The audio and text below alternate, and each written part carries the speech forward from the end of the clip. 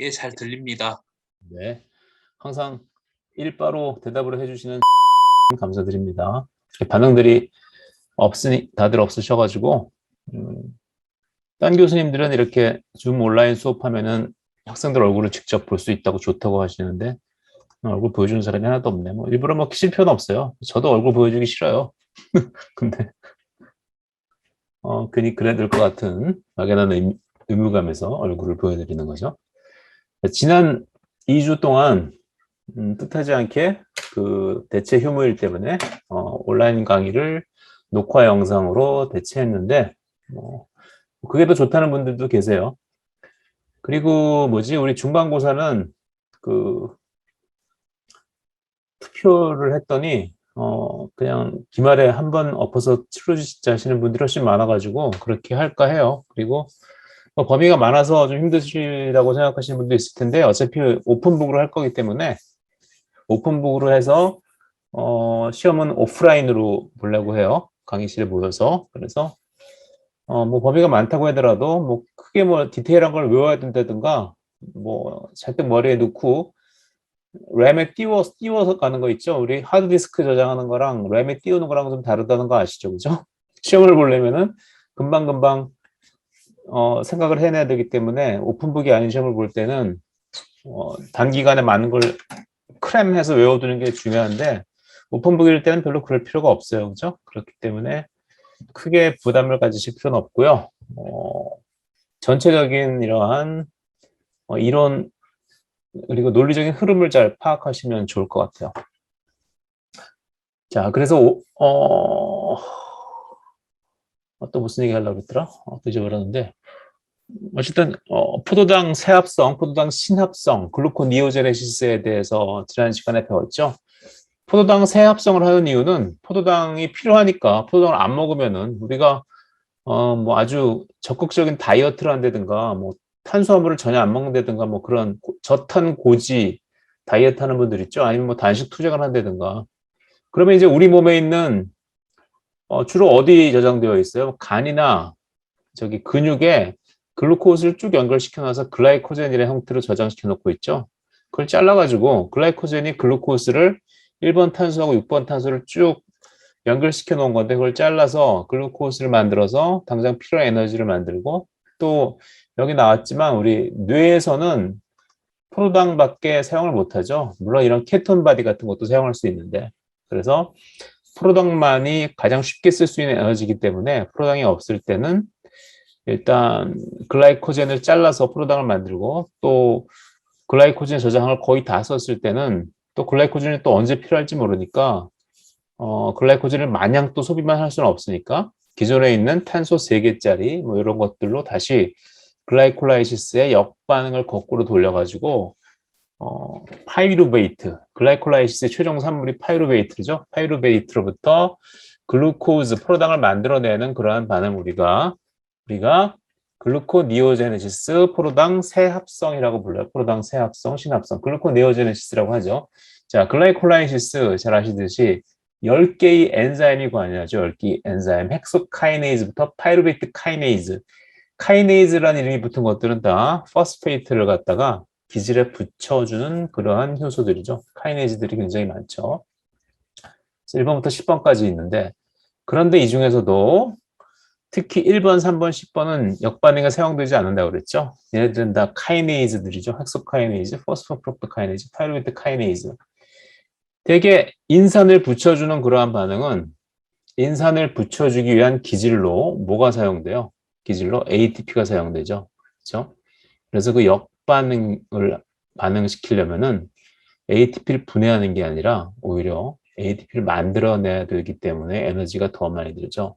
그래서 그러한 역반응을 굳이 할 필요가 없다. 왜? ATP 만들기 어려운 걸 굳이 ATP를 만드는 반응을 할 필요 없잖아. 그래서 글루코니오제네시스, 포도당 세합성에서 1번, 3번, 10번 해당 작용의 1번, 3번, 10번 스텝은 기존의 엔자임들인 헥소카이네이즈 1번, 3번 포스포프록토카이네이즈 1, 10번, 10번 파이루베이트 카이네이즈 얘네들이 사용되지 않고 다른 효소들이 사용된다. 나머지 효소들은 어떻게 되냐? 1, 3, 10번 빼고 2, 4, 2, 4, 5, 2, 4, 5, 6, 7, 8, 9는 얘네들이 효소들은 다 정반응과 역반응을 동시에 다 촉매할 수 있죠. 그래서 글라이콜라이시스에서는 정반응을 촉매하고 글루코니오제네시스에서는 역반응을 촉매하고 하나의 효소가 글라이콜라이시스와 글루코니오제네시스 두 개를 모두 촉매하는데 다만 1번, 3번, 10번 헥소카이네이즈, 파스포프록토카이네이즈 1 그리고 파이루베이트 카이네이즈는 얘네들은 정반응인 글라이콜라이시스만 촉매한다. 그죠? 1단계, 2단계, 3단계 여기 1단계와 3단계와 10단계의 반응을 이렇게 초록색으로 연두색으로 쉐이딩을 해놨죠. 얘네들 단계를 제외하고도 모두 해당 작용 효소들이 촉매한다. 그렇죠? 다음 페이지에서는 왜 1, 3, 10단계에서는 해당 작용이 역반으로 일어나지 못하는지 얘기 드렸죠. 그렇죠? 그리고 10단계는 왜 두 단계에 걸쳐 일어나는지도 생각해보자. 뭐 다 강의 들어서 다 아실 거라고 생각하고 넘어갈게요.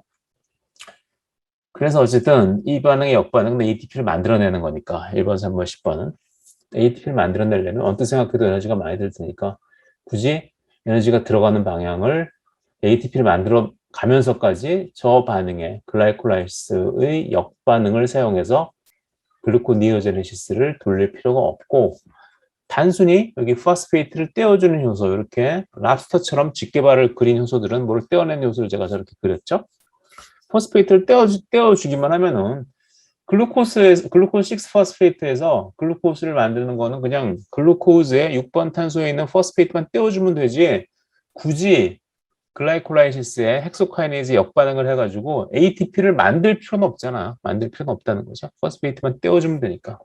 여기 3단계 스텝도 역시 마찬가지고 ATP를 만들 필요는 없어서 전혀 다른 엔자임이 사용된다. 그리고 10단계 스타 분자란 말은 저밖에 안 쓰는 단어예요. 그래서 시험 문제 답안지를 보면은 간혹 뭐 포스포이놀 파이루베이트하고 1,3 비스포스포글라이세레이트는 뭐 스타 분자 에너지가 많아서 뭐 제가 이렇게 표현을 했는데 뭐 재밌는 표현이긴 한데 일반적으로 사용되는 그러한 단어는 아니니까 다른 데 가서 가지고 예를 들어서 뭐 여러분들이 뭐 다른 데 대학원 시험 면접을 갔는데 누가 저런 걸 물어봤다. 뭐 어떤 걸 뭐 설명해 봐라 했대. 스타 분자인 포스포이놀 파이루베이트하고 1,3 비스포스포글라이세레이트가 뭐 글라이콜라이시스 과정에서 만들어져서 걔네들은 ATP보다 스탠다드 컨디션에서 하이드로라이시스 에너지가 높기 때문에 ATP를 만들 수 있다. 뭐 그런 얘기를 하면은 면접관이 도대체 쟤는 어디서 무슨 스타 분자란 말을 쓰는 걸까?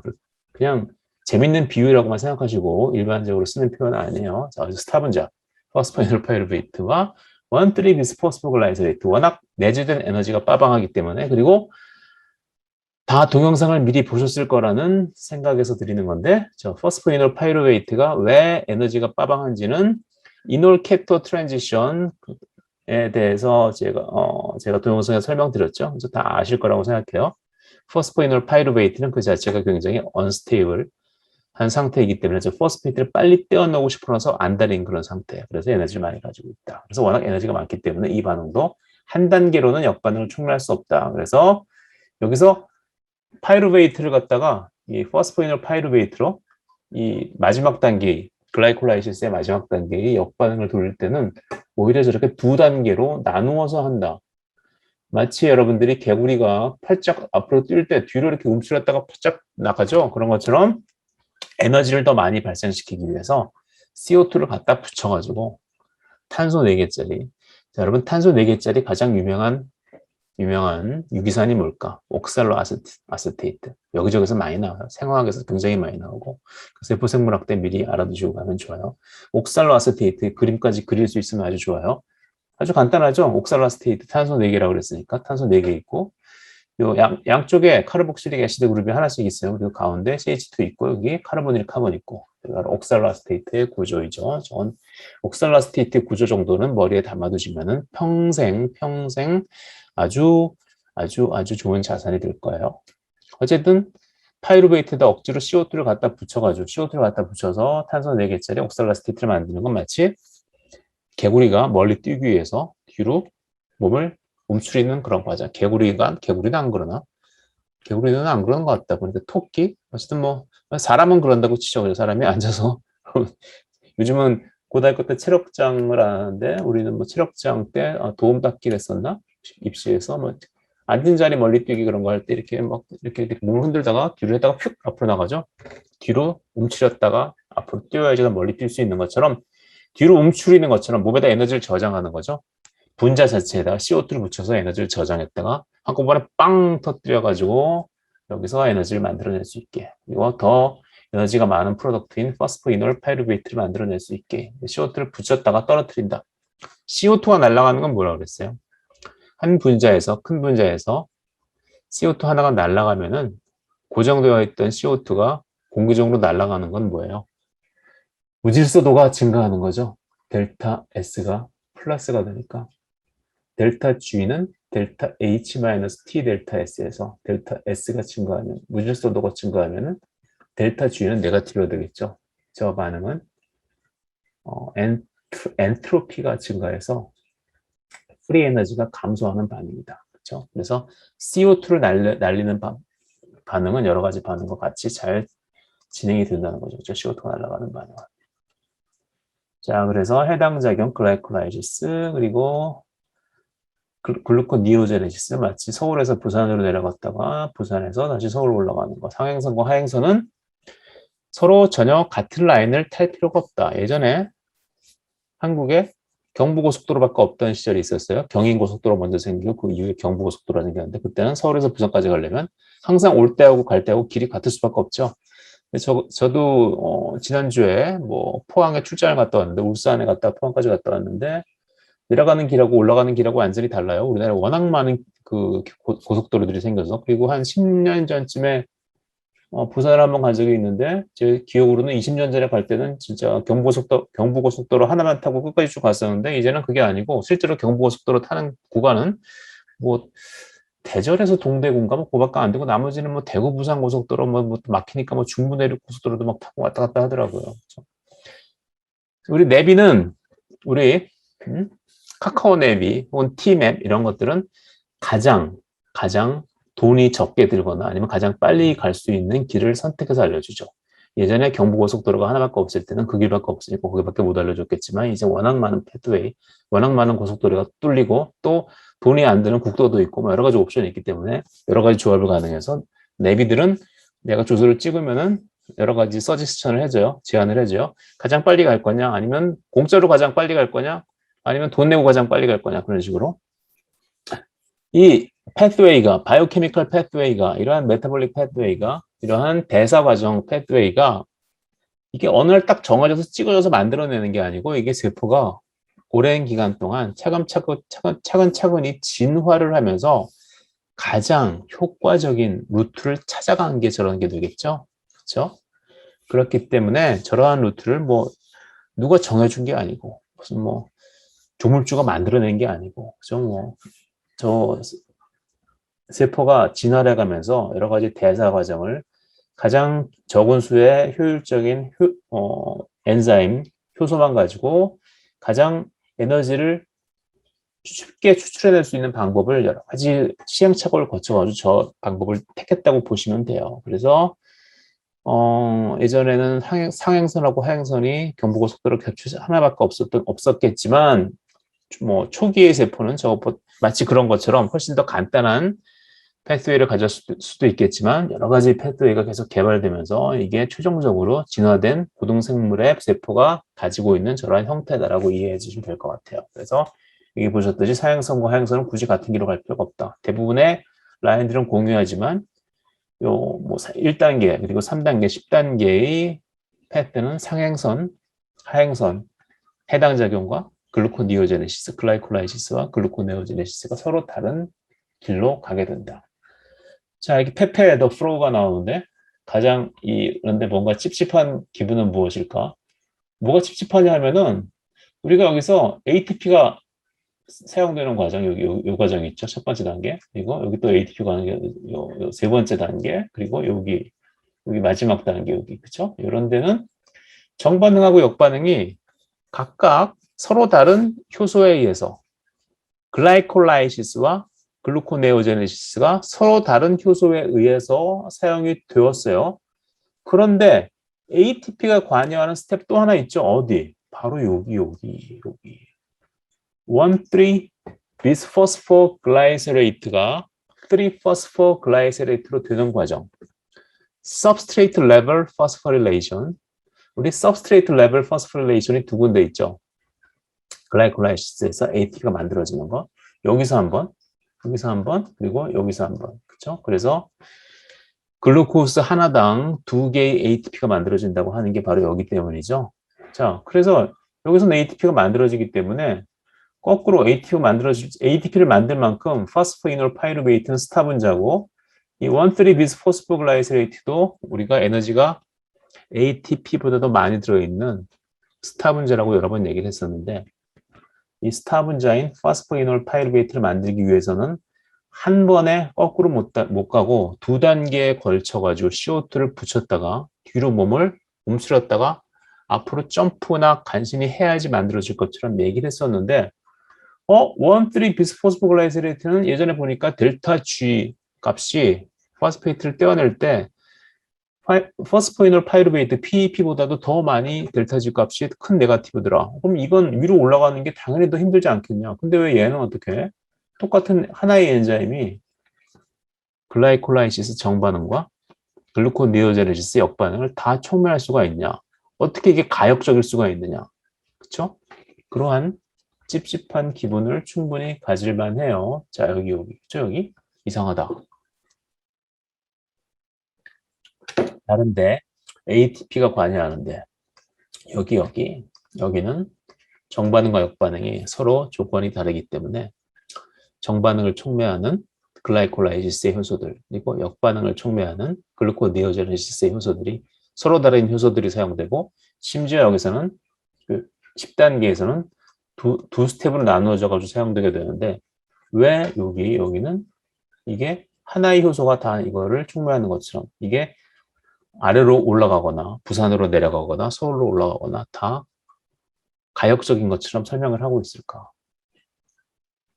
자, 영어죠. Why isn't? 왜 그렇지 않느냐? Phosphoglycerate kinase reaction. Phosphoglycerate kinase reaction이 여기에요. Phosphoglycerate. Phosphoglycerate kinase. 이름은 역반응에 대한 효소 반응을 두고 이름을 지었죠. Phosphoglycerate에 포스페이트를 붙여주는 반응이니까 Phosphoglycerate kinase. 왜 Phosphoglycerate kinase, 글리세린 인산 카이네이즈의 반응은 해당 작용 7단계죠. 1,3 비스포스포글리세레이트가 3 포스포글라이세레이트가 되는 게 여기가 이쪽으로 가는 게 글라이콜라이시스예요. 그래서 여기 1번 탄소에 붙어 있었던 파스페이트가 ADP로 옮겨가면서 ATP를 만드는 해당 작용에서 ATP를 만드는 그런 스텝이죠. 해당 작용의 7번째 스텝. 그런데 이게 왜 irreversible 하지 않냐? 왜 비가역적이지 않냐?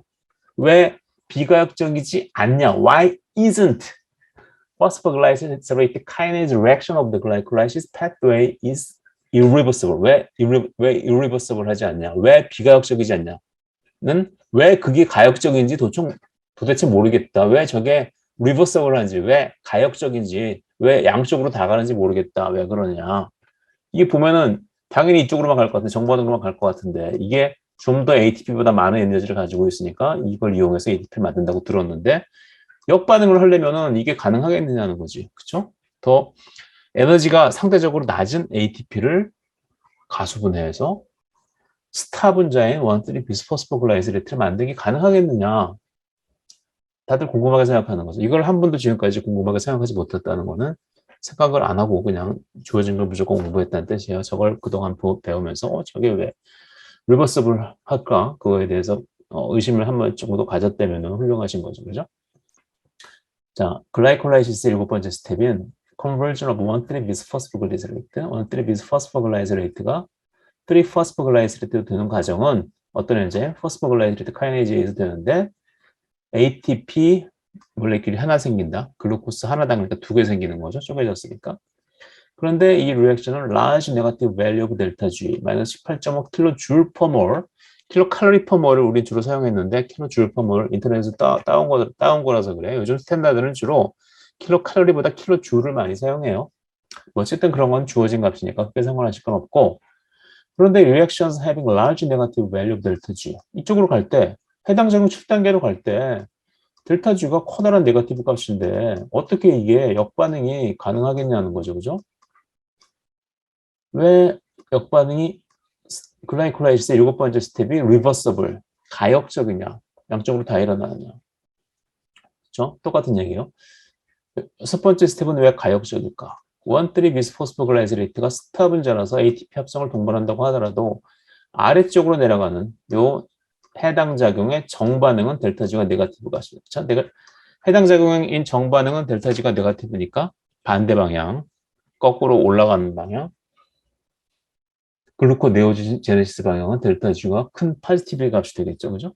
그렇죠? 자, 이게 쪼개질 때 마이너스 11.8kcal/mol 스탠다드 컨디션에서 그리고 ATP가 될 때는 마이너스 7.3kcal/mol이니까 요거 이 포스페이트를 1,3 비스포스포글리세레이트에서 ADP로 옮길 때 포스포 트랜스포 할 때의 델타 G 값을 계산해 보면은 델타 G 값이 이렇게 나오죠. 그죠? 마이너스 4.5 킬로칼로리퍼몰이니까 이 반응은 스탠다드 컨디션에서 이쪽으로 진행한다. 그렇죠? 1,3 비스포스포 글리세레이트가 가지고 있던 포스페이트 1번 탄소에 붙여 있었던 인산이 ADP로 옮겨가서 ATP를 만들어내는 반응이다. 그런데 델타 G0는 마이너스 4.5kcal/mol인데 어떻게 정반응과 역반응이 모두 가능하냐 말이 되냐? 그래서 얘기가 나오죠. 그건 스타분자인 1,3 비스포스포글라이세레이트의 제품의 농도와 관련이 있어. 농도. 자, 어떤 생각해 보세요. 1,3 비스포스포글라이세레이트가 3 포스포글라이세레이트를 받게 되는데 월등하게 얘가 적고 얘가 많다고 생각하면 어떻게 되겠어요? 이쪽으로는 잘 가지만 위쪽으로는 잘 안 올라가려고 그러겠죠?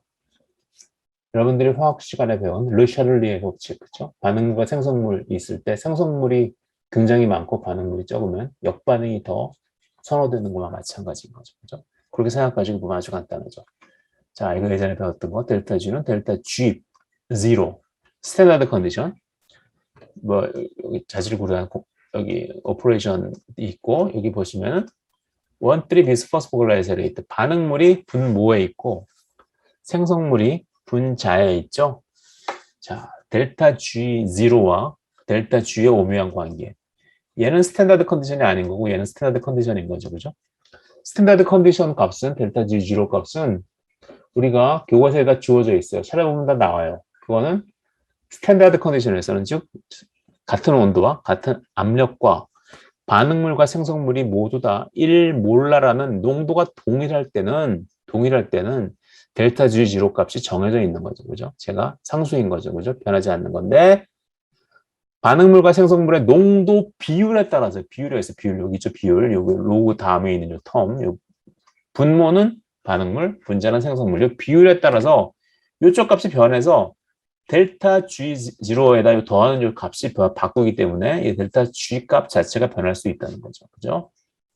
세포 안에는 3-포스포글라이세레이트가 1,3 비스포스포글라이세레이트보다 훨씬 많다. 훨씬 많기 때문에 1,3 비스포스포글라이세레이트 여기는 분자보다 분모가 훨씬 적기 때문에 얘가 굉장히 큰 값으로 나온다. 그렇죠? 아니 그쵸. 얘가 굉장히 작기 때문에. 그러니까 1,3 비스포스포글라이세레이트가 3 포스포글라이세레이트로 바뀌는 반응이 생각보다 쉽지 않다는 거죠. 양쪽이 다 비슷한 양으로 있을 때는 왔다 갔다 평형이 쉽게 일어나겠지만 모를 여러 가지 세포 밖에 이 패스웨이 밖에 다른 요인에 의해서 세포 안에는 1,3 비스포스포글라이세레이트 양이 3 포스포글라이세레이트에 비해서 훨씬 적어요. 그래서 1,3 비스포스포글라이세레이트가 3 포스포글라이세레이트로 바뀌는 것이 생각처럼 쉽지 않다는 거죠. 그렇죠? 자, 그래서 이 덩어리가 양의 값이 되기 때문에 여기가 1보다 훨씬 크니까 왜? 얘가 작고 분모가 작고 분자가 크니까 저 자연 로그 ln 뒤에 있는 값이 굉장히 큰 값이 되겠죠. 1보다 큰 값이 되겠죠. 그러면 얘가 이 전체가 RT가 R도 양수고 온도도 양수니까 얘가 어떻게 돼요? 큰 양의 값이 되죠. 그러면 얘가 네거티브라도 이걸 상쇄하고 남을 만큼 델타 G는 플러스 값은 혹은 플러스 값 비슷한 값에 고정되게 된다. 그래서 실제로 계산해 보니까 델타 G는 0.02kcal per mole, 0에 가깝다. 그렇죠? 그때 조건에 따라서 정반응 글라이콜라이시스로 갈 수도 있고 역반응 글루코네오제네시스로 갈 수도 있고, 그죠? 실제로 농도에 따라서 이건 좌지우지되는 값이다. 그래서 실제로 보시면은 여기는 자, 글라이콜라이시스에 10개 반응을 다 적어놨어요. 보시면 여기는 델타 G 0, 스탠다드 컨디션. 여기는 실제 세포 안에서의 농도로 계산한 값. 보시면 어때요? 요 스텝에서 마이너스 18.9인데 여기 0.0. 그렇죠? 실제로 스탠다드 컨디션에서 모든 게 다 반응물과 생성물 1,3 비스포스포글라이세레이트와 3 포스포글라이세레이트가 1대1 둘 다 1몰라로 있을 때는 정반응밖에 가능하지 않지만 실제 세포 안에서는 1,3 비스포스포글라이세레이트가 훨씬 적은 양이 존재하기 때문에 거의 평행에 가깝다. 양쪽으로 다 갈 수 있다. 그래서 글라이콜라이시스와 글루코네오제네시스에서 저 7번째 스텝은 하나의 효소가 정반응인 글라이콜라이시스와 역반응인 글루코니오제네시스 모두 다 촉매한다. 그렇죠? 이것도 인터넷에서 답글들을 따온 건데 enough 3 phosphoglysate around 훨씬 많고 그리고 so little 1,3 bisphosphoglysate 너무 적기 때문이다. 그렇죠? 이걸 보면 알 수 있다는 거죠. 그렇죠? 자, 그래서 글루코네오제네시스와 글라이콜라이시스에서 여러 가지 스텝들은 서로 공유하고 카이메이즈가 관여하는 뭐 ATP가 만들어진다든가 하는 반응들은 글라이콜라이시스에서 쓰이는 엔자임과 글루코네오제네시스에서 쓰이는 엔자임이 서로 다른 엔자임들이 사용되지만 요 7번째 단계 1,3 비스포스포글라이세레이트로부터 3 포스포글라이세레이트가 만들어지고 ATP가 만들어지는 그 반응은 실제로는 평행에 가깝기 때문에 역반응, 정반응 모두 다 하나의 효소가 촉매한다. 그렇죠? 항상 시험 문제에 나오는 거기 때문에 이건 꼭 잘 이해를 해두세요. 자, 여기서 이제 잠깐 마치고 이번에는 또 잠깐 다른 얘기를 할게요. 이제 에너지 밸런스에 대해서 얘기를 해볼게요. 글라이콜라이시스를 돌리면은 ATP 하나당, 아니 글루코스 하나당 ATP가 2개 생기고 NADH라는 게 2개 생긴다는 건 이제 굳이 생각을 안 해도 그런 건 뭐 자동적으로 여러분들이 뭐 어떻게 비유를 할까? 적절한 비유가 생각 안 나는데 옛날처럼 뭐 담배 피우는 사람들이 많을 때는 뭐 담배 한 값이 4,500원이면은 10,000원 가지고 담배를 2갑 사고 1,000원이 남는다는 게 너무나 당연한 규칙 계산을 안 해도 머리에 딱 떠오르는 것처럼, 그죠? 짜장면이 뭐 4,000원이면은 짜장면 2그릇을 친구랑 같이 사 먹으면 10,000원짜리 갖고 있으면 2,000원만 남는다. 2,000원 나오면 둘이서 집에 갈 전철 타고 갈 돈도 남지 않는다.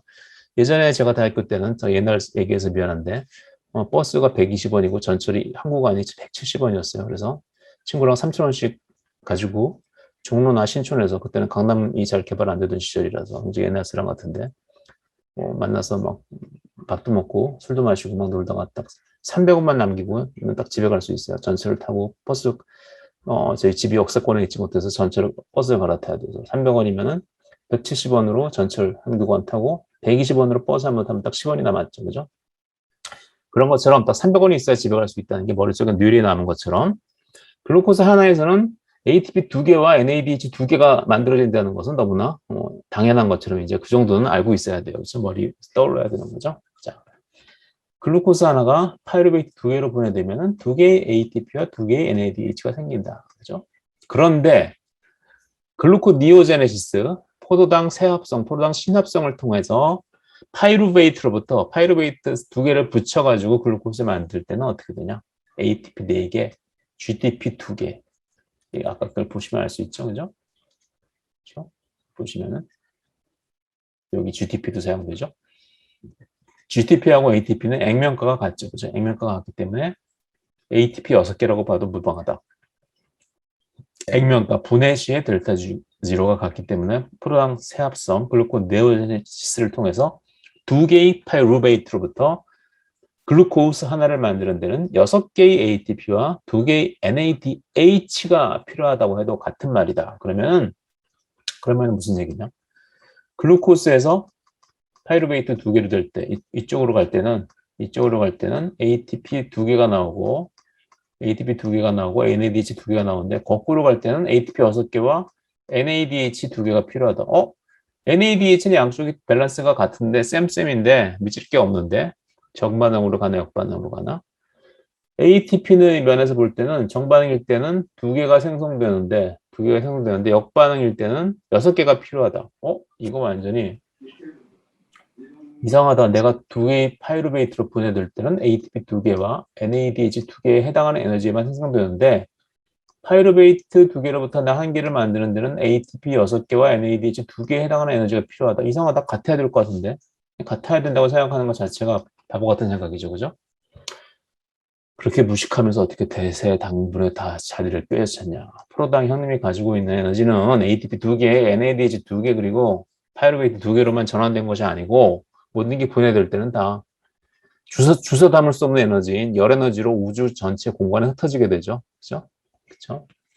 열 에너지로 바뀌어서 멀리 흩어진 것도 있기 때문에 그렇게 생각하시면 이게 꼭 밸런스가 맞아야 될 필요는 없다고 생각하시면 돼요. 자, 그래서 글라이콜라이시스에 관여하는 효소 10개와 글루코니오제네시스에 관여하는 효소 11개가 모두 동시에 활성화되어 있다. 여러분들이 효소의 활성화 조절 메커니즘에 대해서 효소학 배울 때 잘 배우셨는데 그건 우리 배웠기 때문에 알고 있죠.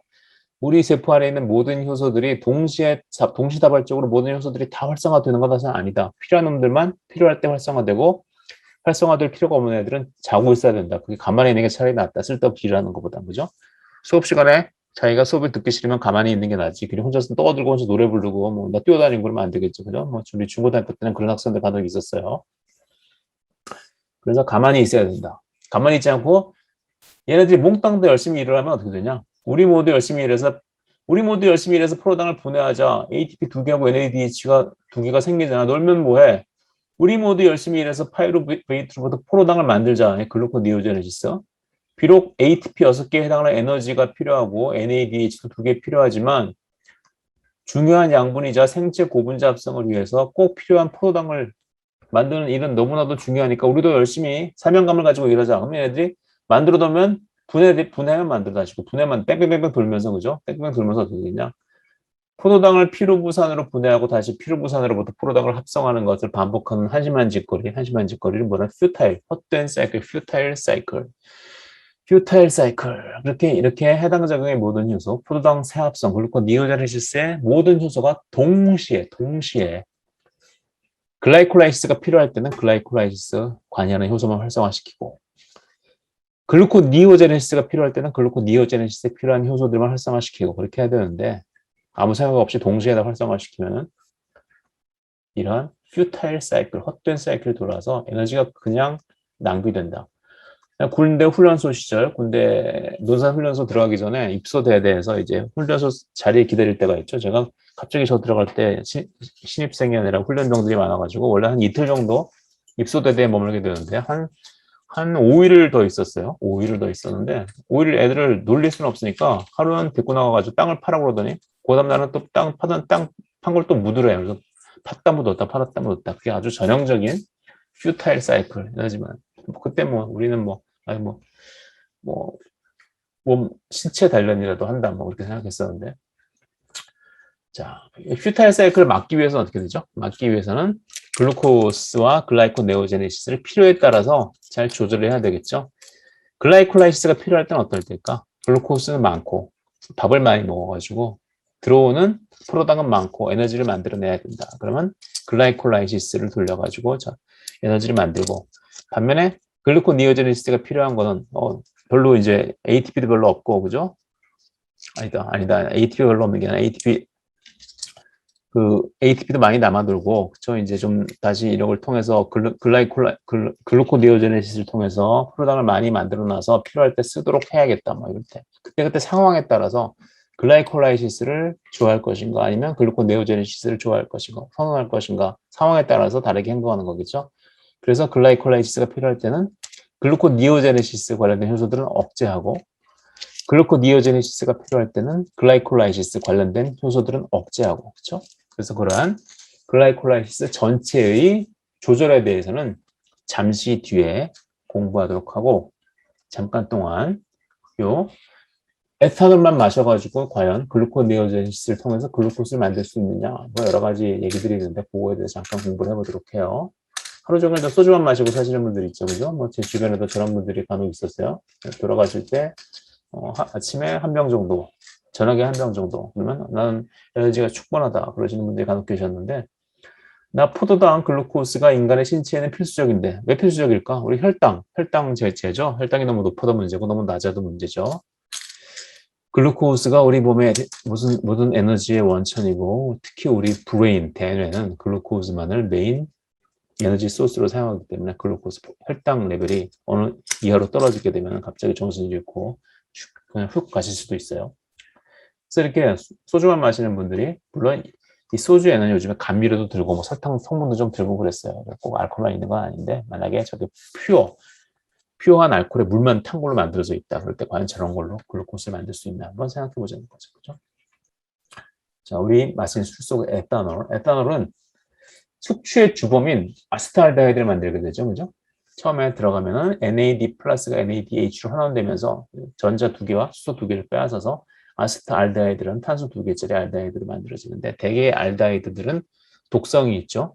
물론 포르말린이라고 흔히 일컬어지는 포르말데하이드, 탄소 한 개짜리 알데하이드보다는 독성이 덜하지만 어쨌든 아세트알데하이드가 만들어지고 그 다음에 다시 아세트알데하이드는 또 한 번 산화되죠. 알데하이드가 한 번 더 산화되면 뭐가 돼요? 아세틱 애시드가 되죠. 애시드 한 번 더 전자를 빼앗겨가지고 이제 아세테이트가 된다.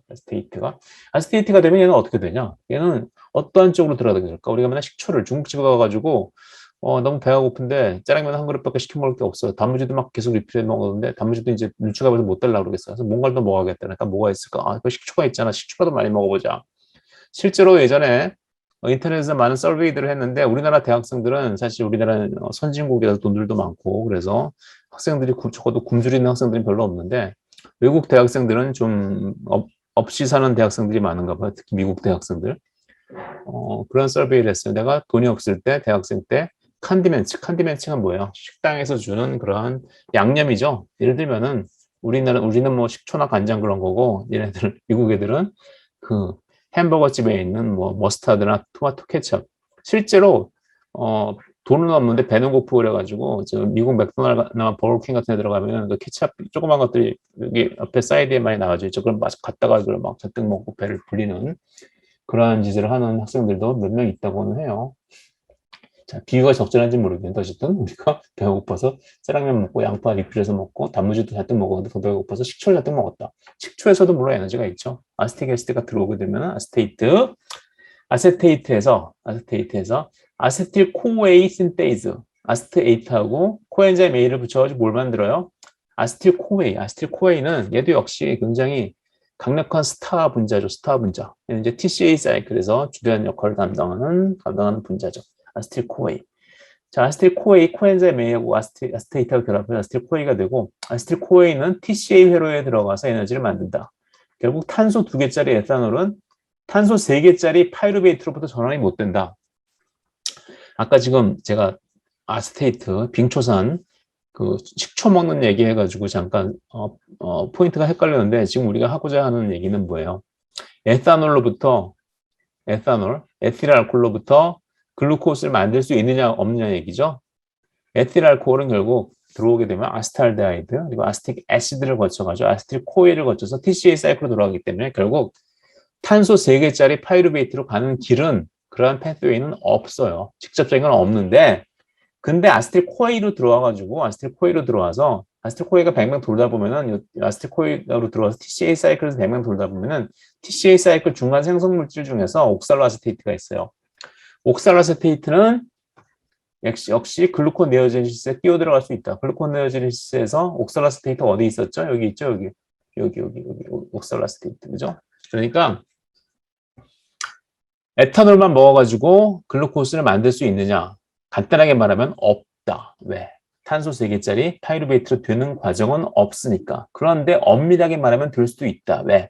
아세틸 코에이가 TCA 사이클로 들어가서 빙빙 돌다가 아세틸 코에이의 요 탄소 2개짜리 에탄올부터 온 얘네들의 일부가 옥살로아세테이트로 전환되긴 되니까 TCA 사이클을 통해서 옥살로아세테이트로 전환될 수 있고 TCA 회로에 있는 옥살라세트의 일부가 다시 글루코네오제네시스에 사용되어서 프로당을 만들 수 있으니까 프로당도 만들 수 있다고 얘기를 해도 돼요. 어떻게 얘기해도 다 맞아요. 그죠? 만들 수 있다고 할 수, 글루코스 만들 수 없다고 해도 맞고, 글루코스를 만들 수 있다고 해도 할 수 있기는 하다. 그런 얘기죠. 자, 해당 작용의 조절. 자, 10분 더 하고, 10분 쉬고 하도록 할게요. 해당 작용을 굳이 조절해야 하는 이유는 무엇일까? 조절해야 하는 이유 아까 말씀드렸죠. 해당 작용과 글루코니오제네시스가 동시에 활성화되면은 퓨타일 사이클, 헛된 사이클이 돌아가지고 에너지가 많이 낭비되기 때문이라고 얘기했죠. 그죠? 한 번 돌 때마다 ATP 4개씩이 그냥 낭비된다. 그죠? 자, 그래서 대세당분, 대장 탄수화물인 프로당을 꼭 만들어야 될 필요가 있다. 그래서 프로당 생기는 족족 해당 작용을 분해하지는 않고 필요할 땐 좀 놔두기도 하고 없으면 다시 만들기도 한다. 그렇죠? 그래서 세포 내 에너지가 많으면 해당 작용을 자제하고. 자, 그래서 대전제는 그거예요. 세포 내 에너지가 빠방하게 많이 있으면 굳이 에너지를 만드는 해당 작용을 돌리지 않는다. 해당 작용을 자제시킨다. 그렇죠?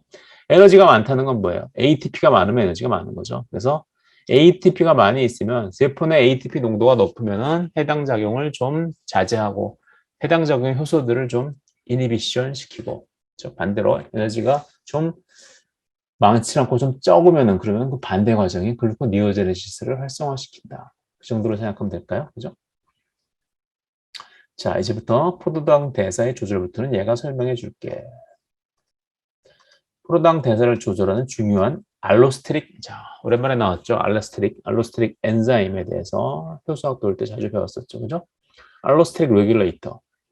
효소의 활성을 조절하는 레귤레이터예요. 알로스테릭 레귤레이터인 프럭토스 2,6 비스포스페이트. 자, 지금까지 우리가 해당 작용, 글라이콜라이시스에서 배웠던 해당 작용의 중간 생성 물질은 프럭토스 1,6 비스포스페이트예요. 프럭토스에 1번 탄소와 6번 탄소의 포스페이트가 붙어 있는 게 해당 작용의 세 번째 단계에 생기죠. 자, 글루코스가 글루코스 6 포스페이트로 되고 글루코스 6 포스페이트가 글루코스 16 프럭토스 6 포스페이트로 되고 프럭토스 6 포스페이트가 다시 프럭토스 16 비스포스페이트로 되죠. 그죠?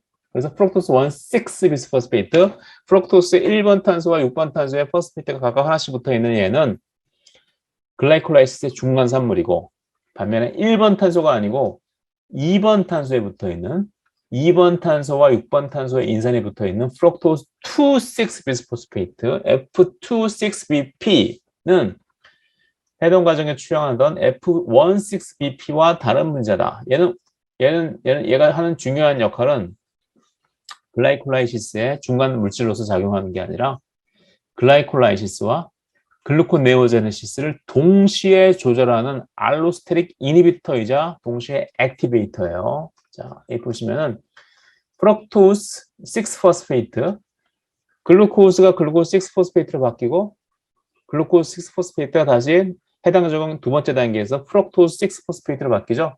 프럭토스 6 포스페이트는 두 가지 운명이 있어요. 하나는 글라이콜라이시스로 가는 거. 첫 번째, 포스포프럭토카이네이즈 1에 의해서 프럭토스 16 비스포스페이트, 해당 적용 세 번째 출연자인 얘와 같은 놈, 얘가 만들어지는 하나의 운명. 또 다른 하나의 운명은 포스포프럭토카이네이즈 1이 아니고 포스포프럭토카이네이즈 2에 의해서 1번 탄소 말고 2번 탄소에 포스페이트가 붙어서 역시 ATP가 필요하겠죠.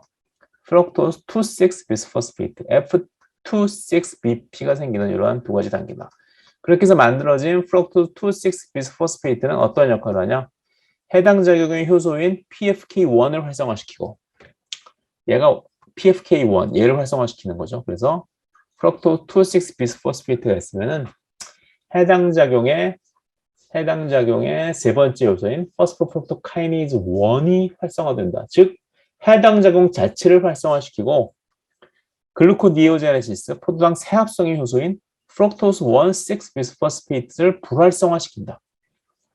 자, 그러니까 프럭토스 26 비스포스페이트 F26BP는 역할이 해당 작용 글라이콜라이시스는 활성화시키고 포도당 생합성 글루코니오제네시스는 불활성화시킨다. 그렇죠? 한 해가 두 가지 역할을 동시에 수행해서 글라이콜라이시스는 활성화시키고 글루코네오제네시스는 억제시킨다. 프록토스 1,6-비스파스파테이즈는 불활성화시켜서 글루코니오제네시스는 억제시키고 해당 작용은 활성화시킨다. 그렇죠? 이게 누구다? 프록토스 2,6-비스포스페이트. 하나가 동시에 두 가지, 한쪽은 억제시키고 한쪽은 활성화시킬 수 있기 때문에 아주 효과적으로 작용할 수 있는, 내가 이제 글라이콜라이시스를 되게 세포가 글라이콜라이시스를 활성화시키고 싶을 때는 그거의 반대 방향인 글루코니오제네시스는 억제시켜야겠죠. 그럴 때 다른 알로스테릭 레귤레이터를 사용한 조절도 가능하지만 가장 효과적으로 작용하는 것은 프록토스 2,6-비스포스페이트 같은 경우에는 글라이콜라이시스를 활성화시키면서 동시에 하나의 물질이 글라이콜라이시스는 활성화시키고 글라이코네오제네시스는 억제시키니까 얼마나 효과적으로 작용하는 알로스테릭 레귤레이터겠어요. 그렇죠? 프록토스 2,6-비스포스페이트는 글라이콜라이시스의 알로스테릭 액티베이터, 그리고 글루코니오제네시스의 알로스테릭 인히비터죠. 그죠? 해당 작용과 프로당 세합성 글루코니오제네시스를 촉매하는 효소들 중 앞 페이지에서 배운 프록토스 2,6-비스포스페이트에 의해서 각각 활성화되고 불활성화되는 프록토스 1,6-비스포스파테이즈와 포스포프록토카이네이즈 1 이외에도 다른 여러 가지 알로스테릭 조절 인자에 의해서 활성이 조절되는 효소들이 있다. 어떤 것인지 짐작할 수 있겠니? 그죠? 일단 해당 작용과 포도당 세합성을 모두 촉매하는 효소들은 제외해야 되겠죠. 그죠? 양쪽에 다 똑같이, 하나가 역반응은, 정반응은 해당 작용을 하고 역반응은 글루코니오제네시스를 한다 그러면 걔는 약간 좀 애매하잖아요. 얘를 활성화시키면 과연 역반응만 활성화되는 건지 정반응만 활성화되는 건지 좀 애매하니까 걔네들 일단 제외해놓고 정반응만 촉매하는 놈들 3개 있었죠. 그리고 역반응만 촉매하는 놈들 4개 있었죠. 그렇죠? 걔네들이 주로 조절의 대상이다. 그래서 교수님이 안고 계신 효소 포스포프록토카이네이즈 1, 얘는 글라이콜라이시스에만 쓰이는 애죠. 그리고 프록토스 1,6-비스파스파테이즈, 얘는 글루코니오제네시스에만 사용되는 애죠. 얘네들 말고 나머지는 헥소카이네이즈, 얘는 글라이콜라이시스에 사용되는 거, 글루코스 6-포스파테이즈, 얘는 글루코니오제네시스에 사용되는 거, 파이루베이트 카이네이즈, 얘는 글라이콜라이시스에만 사용되는 거, 그리고 PEP 카르복실레이즈, 파이루베이트 카르복실레이즈, 얘네들은 어디죠? 글루코니오제네시스에만 사용되는 거. 얘네들 6개 정도가 하나, 둘, 셋, 넷, 다섯, 6개 정도가 후보다. 6개가 아니고 7개가 7개죠. 7개. 글라이콜라이시스 올리 멤버, 헥소카이네이즈, 포스포프록토카이네이즈 1, 그리고 파이루베이트 카이네이즈, 이렇게 3개와, 그리고 글루코니오제네시스 올리 멤버, 글루코스 6-파스파테이즈, 프록토스 1,6-비스파스파테이즈, 파이루베이트 카르복실레이즈, 파이루베이트, 포스포이놀 파이루베이트 카르복실카이네이즈, 얘네들 중에서 이 글라이콜라이시스 올리 멤버는 3개가 모두 다 알로스테릭 액티베이터 혹은 알로스테릭 이니비터에 의해서 조절되는 알로스테릭 엔자임이다. 위에서 저 여학생이 얘기한 대로 얘네들은 해당 작용 또는 포도당 생합성 중 한 반응만을 촉매하므로 해당 작용을 촉매하는 글라이콜라이시스를 촉매하는 얘 3개를 알로스테릭 액티베이터로 활성화시키면은 글라이콜라이시스가 활성화될 테고, 반대로 얘네들을 알로스테릭 인히비터로 이니비션 시킨다면은 글라이콜라이시스가 억제되겠지. 당연한 얘기죠. 그죠? 얘네들은 그래서 모두 다 3개가 다 알로스테릭 엔자임이고 조절을 받는다.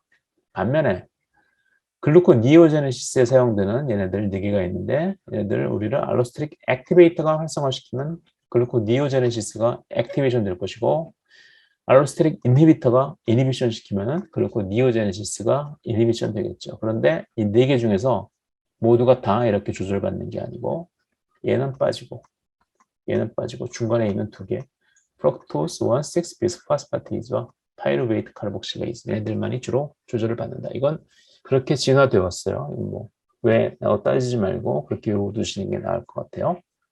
그래서 글라이콜라이시스 올리 멤버 중에서는 3개, 그리고 글루코네오제네시스 올리 멤버 중에서는 2개가 알로스테릭 액티베이터 혹은 알로스테릭 이니비터에 의해서 조절을 받아서 글루코네오제네시스 또는 글라이콜라이시스를 주어진 상황에 따라서 선택적으로 활성화시키거나 불활성화시킨다. 그죠?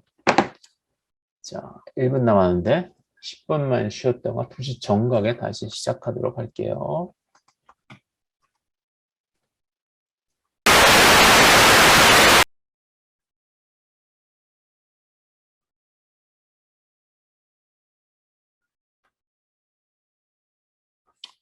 네, 카메라를 켜주신 두 분께 감사드립니다. 전성재님, 박민규님, 항상 반가운 얼굴입니다. 네. 글라이콜라이시스, 글루코네오제네시스 각각 여기서 이쪽으로 내려가는 건 글라이콜라이시스, 그죠? 이쪽으로 올라가는 건 글루코네오제네시스. 아까 얘기했듯이 글라이콜라이시스에서는 3개의 엔자임이 조절되고 글루코네오제네시스에서는 4개 중에 2개만이 조절되죠. 빠지는 게 누구다? 얘 빠지고. 그렇죠? 얘 빠지고. 그죠? 자, 제일 위에 있는 애부터 볼게요. 헥소카이네이즈. 헥소카이네이즈 활성은 누가 억제하냐? 헥소카이네이즈의 프로덕트인 헥소카이네이즈가 뭐예요? 글루코스 6 포스페이트를 만들어내죠. 글루코스에 6번에 포스페이트 붙여서 글루코스 6 포스페이트 만드는 거니까 이거 굉장히 흔한 케이스예요. 어떤 엔자임이 자기의 프로덕트에 의해서 이니비션 되는 거, 자기의 산물에 의해서 억제되는 거. 그래서 외워두세요. 헥소카이네이즈는 글루코스 6 포스페이트에서 억제된다. 글루코스 6 포스페이트가 헥소카이네이즈의 알로스테릭 인히비터, 그죠? 여기 오프 쪽으로 가죠. 자, 그리고 글라이콜라이시스 과정에서 조절받는 두 번째 엔자임인 포스포프로토카이네이즈 1, 프록토스 1,6 비스포스페이트 만드는 그 엔자임. 얘는 활성화시키기도 하고 액티베이터는 활성화시키고 이니비터는 불활성화시켜요. 먼저 누가 액티베이터인가 보면 아까 얘기했던 거 가장 보편적으로 사용되는 알로스테릭 액티베이터인 프록토스 2,6 비스포스페이트, 글라이콜라이시스의 알로스테릭 액티베이터, 글루콜라이시스라고 하면 좀 그렇고 포스포프록토카이네이즈 1의 알로스테릭 액티베이터인 프록토스 2,6 포스페이트는 얘를 알로스테릭 활성화시키고 또 글라이콜라이시스가 활성화돼야 될 상황은 어떤 상황이라고 그랬죠? 배고픈 상황, 에너지가 적은 상황. 에너지가 적다는 건 뭐예요? 방전되고 남은 ATP가 방전되면 ADP가 되고 ADP가 한 번 더 방전되면 AMP가 되죠. AMP가 배고프다는 시그널이죠. 그래서 AMP에 의해서 활성화된다. 뭐가? 포스포프로토카이네이즈 1. 반면에 포스포프로토카이네이즈 1을 불활성화시키는 알로스테릭 인히비터도 있어요. 알로스테릭 저해제 뭘까? AMP가 액티베이터니까 배고픈 AMP. 얼마나 쫄쫄 굶었으면 ATP가 다 분해돼서 AMP가 되었을까? 반면에 배가 부르면 ATP가 많이 있겠죠. 그래서 ATP는 글라이콜라이시스를 억제하기 위해서 포스포프로토카이네이즈 1을 억제한다. 그리고 나중에 배울 TCA 사이클의 주인공 아세틸 코에이와 더불어 TCA 사이클의 주인공 중에 하나가 주연이죠, 주연. 시트릭 애시드죠, 시트릭 애시드. 시트릭 애시드 사이클이라고도 하죠. TCA 사이클, TCA 회로를 TCA 사이클. 사이트레이트도 역시 TCA 사이클이 뱅뱅 잘 돈다는 건 뭐예요? TCA 사이클이 뱅뱅 잘 돈다는 건 에너지가 풍부하다는 거예요. 그래서 이 사이트레이트가 우리나라 말로 구연산인데 한때 구연산 드링크라는 걸 알면 좀 연식이 오래되신 분인데 구연산 드링크라는 거 기억나시는 분들이 있으면 저 나이를 속이고 대학교에 늦게 들어오시는 50대 학생이 아닌가 싶네요. 에너지 드링크인 거죠, 그죠? 그래서 사이트레이트가 많이 들어있는 시트릭 애시드가 많이 들어있으면 뭐 TCA 사이클을 활성화시켜가지고 뭐 에너지가 많이 발생된다고 믿던 시절이 있었어요. 또 구연산 뭐 시트릭 애시드는 여러 가지 드링크에 많이 들어있죠, 그죠? 뭐 굳이 에너지 드링크가 아니더라도 여러 가지 뭐 과일 주스 뭐 그런 데 많이 들어있어요. 어쨌든 사이트레이트는 에너지가 많다는 시그널이기 때문에 사이트레이트, 시트릭 애시드, 구연산은 포스포프록토카이네이즈 1을 억제해서 글라이콜라이시스를 전반적으로 억제한다. 자, 그래서 글라이콜라이시스에 조절되는 세 가지 엔자임 중에서 헥소카이네이즈, 포스포프록토카이네이즈 1에 대해서 알아봤고 마지막으로 세 번째 파이루베이트 카이네이즈는 얘는 역시 얘는 역시가 아니라 프록토스 1,6 비스포스페이트 지워야겠다, 안 보인다. 프록토스 1,6 비스포스페이트 프럭토스 2,6 비스포스페이트가 아니고 이 경우에는 프럭토스 1,6 비스포스페이트예요. 프럭토스 1,6 비스포스페이트. 얘는 약간 좀 애매한데 이 굉장히 글라이콜라이시스에서 굉장히 상위 단계에 있는 서브스트레이트가 저 밑에 있는 단계에 있는 엔자임을 액티베이션 시킨다고 이렇게 외우시는 수밖에 없어요. 프럭토스 2,6 비스포스페이트가 아니라 글라이콜라이시스의 중간 물질인 프럭토스 1,6 비스포스페이트, 글라이콜라이시스의 세 번째 스텝에서 만들어지는 프럭토스 1,6 비스포스페이트가 파이루베이트 카이네이즈를 활성화시키는 알로스테릭 액티베이터로 작용하고 이니비션은 누가 시키냐. 여기 따라와 보시면 그림을 좀 헷갈리게 그려서 미안한데 여기 빨간 걸 따라와 보시면 빨간 건 이니비션이죠. 빨간 건 억제. ATP가 역시 이번에도 ATP가 역시 배가 부르니까 ATP가 많으니까 글라이콜라이시스를 굳이 활성화시킬 필요가 없겠죠. ATP는 파이루베이트 카이네이즈를 억제시키고 또 하나 이번에도 역시 TCA 사이클의 핵심 슈퍼스타 주연이 되잖아요. 누구? 아세틸코에이. 아세틸코에이가 많으면 역시 배가 부른 거라고 생각하시면 돼요. 배부르는 신호 ATP 그리고 아세틸코에이. 배고픈 신호 AMP. 그렇죠? 배부를 땐 배고프러. ATP가 많고 아세틸코에이가 많겠구나. 배고파. AMP가 많겠구나. 이렇게 생각하시면 돼요. 배부른 신호. 아세틸코에이도 역시 프럭토스 2,6 비스포스페이트처럼 해당 작용과 포도당 생합성 글루코니오제네시스를 동시에 조절한다. 글루코니오제네시스 얘기는 잠시 나중에 할게요. 어쨌든 아세틸코에이는 글라이콜라이시스의 효소인 파이루베이트 카이네이즈의 알로스테릭 인히비터로서 배가 부르면 많기 때문에 글라이콜라이시스를 억제하는 데 사용된다. 어떻게? 파이루베이트 카이네이즈를 억제함을 통해서. 그렇죠? ATP와 함께 파이루베이트 카이네이즈는 억제해서 해당 작용을 줄이고 반면에 아세틸코에이도 역시 프럭토스 2,6 비스포스페이트와 마찬가지로 글루코니오제네시스를 활성화시킨다. 자, 여기 보시면 지금 글라이콜라이시스를 조절하는 세 가지 스텝에 대해서 배웠고 이번엔 글루코니오제네시스를 조절하는 세 가지 스텝에 대해서 배워볼게요. 편의상 밑에서부터 올라가는 게 좋을 것 같은데 밑에서부터 올라갈게요. 왜? 파이루베이트로 시작되니까 파이루베이트로부터 포스포 이놀 파이루베이트를 만드는 두 가지 요소 있죠. 파이루베이트 카르복실레이즈 그리고 파이루베이트 PEP 카르복시 카이네이즈 그죠? 두 개가 있는데 얘는 조절받지 않고 첫 번째 엔자임인 파이루베이트 카르복실레이즈 파이루베이트에다가 CO2를 붙여서 탄소 4개짜리 가장 유명한 유기산 뭐라고 그랬죠? 옥살로아스테이트, 옥살초산, 옥살로아스테이트를 만드는 엔자임. 얘가 조절받는데 얘가 누구에 의해서 활성화돼요? 누구에 의해서? 아세틸코에이에 의해서 활성화된다. 아세틸코에이는 배부른 시그널이기 때문에 글라이콜라이시스는 억제시키고 뭐를 억제시켜서? 파이루베이트 카이네이즈를 억제시키고 반면에 배부른 시그널이기 때문에 배부를 때 뭐하냐?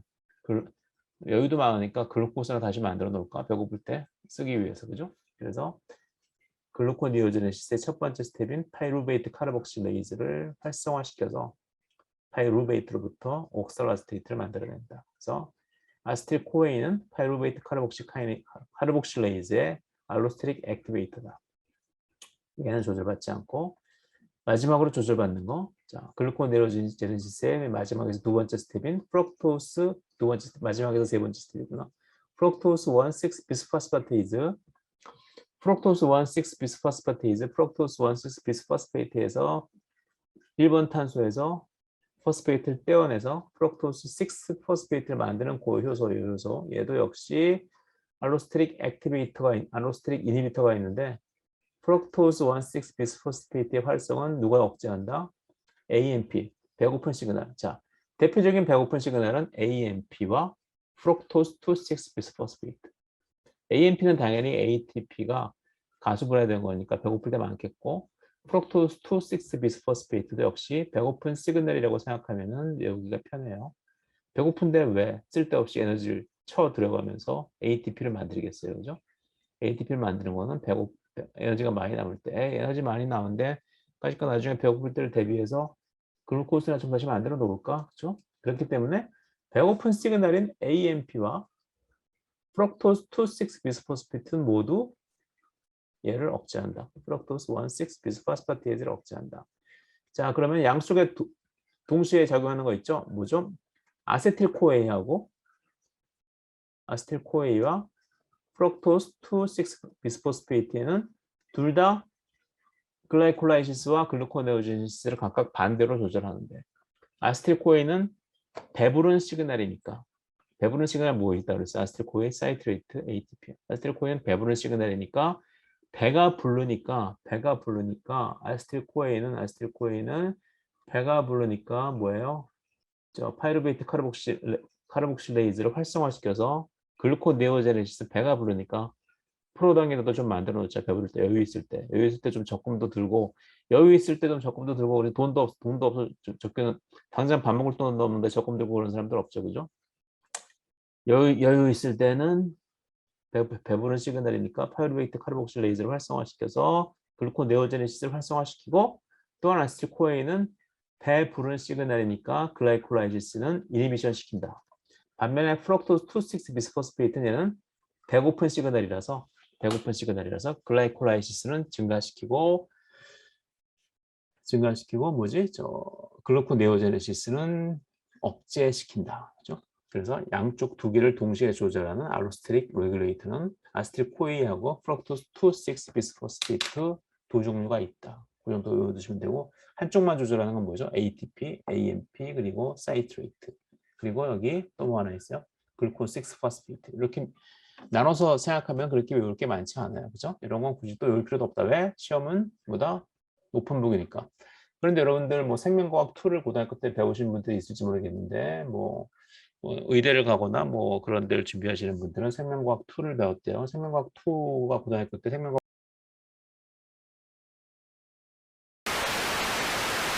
여기 우리가 비록 시험을 오픈북으로 본다고 하더라도 어디에 뭐가 있는지 알려면 좀 어느 정도 외워두는 게 좋겠죠. 아예 디테일하게 막 안 보고도 쓸 수 있을 정도로 알지는 않더라도 어느 정도 뭐가 있는지 알 정도로만 알면 된다. 그렇죠? 이거 뭐 교수나 뭐 이런 연구자의 입장에서 여러 가지 이런 생물학적인 디테일한 내용들을 다 머리에 넣고 있었으면 좋겠는데 사실 요즘은 학문이 굉장히 많이 발전을 하고 새로운 정보가 계속 나오기 때문에 모든 걸 다 알 수는 없어요. 그래서 항상 우리는 현대 사회를 살아가는 스마트한 인간들은 스마트 보조 기억 장치가 있죠. 손에 딱 스마트폰이 들려있기 때문에 스마트폰만 딱 들면은 언제 어디서라도 얼마 전에 새로 바꾼 아이폰 13 프로 맥스 그죠? 딱 검색을 하면은 딱 나오는 거죠, 그죠? 그래서 검색을 하더라도 뭘 알아야지 검색을 하고, 그죠? 오픈북을 보더라도 뭐가 어딘지 알아야지 오픈북을 보기 때문에 사람이 모든 걸 디테일하게 다 달달 외울 필요는 없더라도 현대 같은 그 지식 폭발, 뭐 지식 팽창, 그죠? 너무 공부해야 될 게 많죠. 그런 시대에는 모든 걸 다 외울 수는 없더라도 모든 게 어느 정도 뭐인지 알아낼 수 있는 정도거든요. 그리고 검색을 잘해서 순식간에 자기가 원하는 키워드를 조립해가지고 원하는 정보를 빨리 알아낼 수 있는 능력이 더 중요한 시절이 됐다. 이걸 한번 강조하고 싶어요. 자, 그래서 이게 복잡한 것 같지만 한번 이렇게 오늘 제가 강의했던 것처럼 배고픈 상황과 배부른 상황을 생각해서 여러 가지 엔자임들의 어떤 상황에서 뭐가 활성화되고 어떤 상황에서 뭐가 불활성화되었나를 따져보면은 그렇게 외울 게 많은 것도 아니고 이 정도 알면은 충분히 시험 문제를 풀 수 있겠다. 그렇죠? 그래서 다 시험에 나오나요? 물론 암기 없는 이해보다는 이해 없는 암기가 더 시험에 되죠. 이런 거는 이제 어떤 경우죠? 자, 책을 안 보고 하는 시험, 클로즈드 북, 그냥 보통 시험 같은 경우는 이게 도움이 될 수도 있지만 오픈북의 경우에는 암기 없는 이해보다는 이해 없는 암기는 그다지 공부가 도움이 안 되니까 웬만하면 다 이해를 하도록 하지 이해할 게 그렇게 많지는 않으니까 뭐 시험은 이 사람의 요청대로 오픈북으로 보기로 했어요.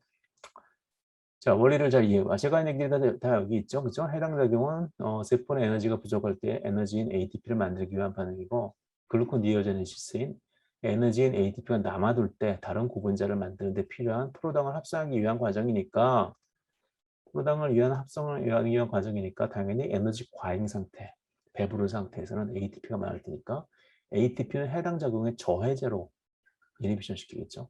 다음에 배우겠지만 다음 챕터에서 배우겠지만 아세틸코에이와 구연산 사이트레이트는 세포의 에너지 양과 비례한다. 아세틸코에이도 세포의 에너지 양과 비례하여 이거 아세틸코에이가 세포 에너지원과 비례한다는 걸 우리가 딱 머리에 두면은 우리가 지금 세포생물학 시간이니까 이렇게 생화학 프로세스를 간단하게 넘어가지만 나중에 생화학 프로세스를 배울 때 뭐 지질 합성 무슨 뭐 아미노산 대사 그런 거 외울 것 엄청나게 많은데 그때 이러한 뭐 아세틸코이나 그런 것들이 다 코 레귤레이터 뭐 알로스테릭 액티베이터 이니비터로 작용하는 경우가 굉장히 많아요. 근데 이 전체 에너지 밸런스에서 이러한 기본 원리 몇 개를 가지고 이런 걸 이해하고 있으면 나중에 그런 걸 공부할 때 훨씬 쉽게 공부할 수 있을 거예요. 반대로 ATP가 에너지 방전된 상태인 AMP는 에너지가 적으니까 부당 세합성을 억제한다. 배고파 죽겠는데 에너지가 없어서 배고파 죽겠는데 굳이 에너지를 들어가면서 프로당을 다시 만들 여유가 있겠냐. 그죠? 그런 얘기죠. 자, 그리고 아까 얘기했듯이 글루코스 6-포스페이트는 헥소카이네이즈의 산물이니까 헥소카이네이즈를 저해하고 그리고 프럭토스 1,6-비스포스페이트는 얘는 약간 좀 애매하다고 그랬죠. 저 윗단계에 있으니까 아주 윗단계에 존재하는 기질이니까 파이루베이트를 카이네이즈를 활성화시킨다. 이런 정도로 외워주시면 될 것 같아요. 그리고 아세틸코에이가 많다는 것은 세포에는 에너지가 많다는 뜻이니까 굳이 글라이콜라이시스를 할 필요 없으니까 글라이콜라이시스 엔자임인 파이루베이트 카이네이즈는 오프고 글루코니오제네시스 엔자임인 파이루베이트 카르복실레이즈는 ON 한다. 그죠? 자, 그리고 여기서 가장 중요한 거 포스포프록토카이네이즈 2A에서 생기는 프록토스 2,6-비스포스페이트 이게 여러 가지 물질 대사 그리고 1학기 때 배웠던 세포 내 신호 전달 그리고 글라이코겐 대사와 관련해서 여러 가지 응용하고 재밌는 문제들을 많이 낼 수 있는 그런 소재이기 때문에 요거에 대해서 좀 자세하게 공부해 보도록 해요. 자, 프록토스 2,6-비스포스페이트 알로스테릭 액티베이터이자 알로스테릭 이니비터이죠. 어떤 경우에 알로스테릭 액티베이터예요? 프록토스 2,6-비스포스페이트 얘가 뭐라고 그랬죠? 얘도 역시 프록토스 2,6-비스포스페이트 배고픈 시그널이라고 그랬죠? AMP와 더불어서 프록토스 2,6-비스포스페이트도 배고픈 시그널. 자, 여기 프록토스 죄송해요. 여기 프록토스인데 여기 C가 없네. 여기 오타가 이렇게 많아. 잠깐만요. 프록토스 2,6-비스포스페이트는 포스포프록토카이네이즈 2A에서 만들어지는데 자랑스러운 생성물, 특별한 대우를 받을 만해. 자, 보시면은 자 글루카곤, 에피네프린 등의 여러 가지 호르몬이죠. 호르몬들이 작용하게 되면은 여러 가지 뭐 우리 사이클릭 AMP를 만드는 과정에 대해서 뭐 여러 가지 배웠죠. 아데니린 사이클레이즈가 뭐 G 프로테인 그 세븐 트랜스 멤브레인을 가진 G 프로테인 뭐에 의해서 뭐 사이클릭 AMP가 아데닐레이 사이클레이즈가 활성화되면 사이클릭 AMP가 만들어지는 거 이렇게 배웠어요. 어쨌든 그 과정은 여기서 생략하도록 하고 사이클릭 AMP가 많이 만들어진다. 그럼 사이클릭 AMP가 많이 만들어지면 사이클릭 AMP가 활성화시키는 세포 내의 대표적인 신호 전달 효소가 있죠. 뭐죠? 프로테인 카이네이즈 A. 프로테인 카이네이즈 A는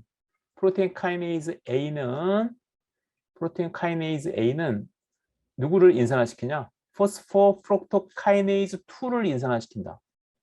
해당 작용에 포스포프록토카이네이즈 1하고는 다른 요소를 알고 있죠? 포스포프록토카이네이즈가 두 종류가 있는데 포스포프록토카이네이즈 1은 1번 탄소에 인산화를 시켜서 프록토스 6-포스페이트의 1번 탄소에 인산화를 시켜서 프록토스 1,6-비스포스페이트를 만드는 것은 포스포프록토카이네이즈 1이고 프록토스 6-포스페이트의 2번 탄소에 인산화를 시켜가지고 프록토스 2,6-비스포스페이트를 만들어내는 것은 포스포프록토카이네이즈 2예요. 2. 근데 얘가 인산화가 되면은 여기 인산화가 되면 포스페이트가 붙어있죠. 완전히 다른 효소가 된다. 자, 인산화 되지 않았을 때는 손을 가지고 있죠. 되게 손을 가지고 있는 거는 카이네이즈 액티비티를 가지고 있고 이 집게발 요즘 꽃게가 제철인데 꽃게 너무 비싸서 못 사 먹겠어요. 지난 주말에 가락시장에 가서 살라고 그랬더니 몇 마리 집으니까 5만 원 달라고 그래가지고 그냥 왔어요. 자, 집게가 가지고 있는 게 같은 집게발을 가지고 있는 건 뭐다? 포스파테이즈, 포스페이트를 잘라서 떼어버리는 엔자임. 그래서 포스포레이션이 안 되었을 때는 프로테인 카이네이즈 A에 의해서 인산화가 안 되었을 때는 카이네이즈로 작용하고 프로테인 카이네이즈 A에 의해서 인산화가 되었을 때는 뭐로 작용한다? 파스파테이즈로 작용한다. 역반응을 촉매하는 활성을 지니게 된다. 그래서 인산화가 안 돼 있을 때는 프록토스 6-포스페이트를 프록토스 2,6-비스포스페이트 얘로 이 알로스테릭 레귤레이터로 만드는 요 초록색 요 반응을 촉매하고 A가 인산화가 되었을 때는 역반응을 촉매한다. 프럭토스 2,6-비스포스페이트를 다시 프럭토스 6-포스페이트로 원상태로 되돌리는 역할을 한다. 자, 프럭토스 2,6-비스포스페이트는 뭐라고 그랬죠? 얘는 역시 AMP와 더불어서 배고픈 시그널, 다시 공부하면은 얘는 그래서 배고픈 시그널이기 때문에 해당 작용을 활성화시키고, 왜 ATP 만들어야 되니까.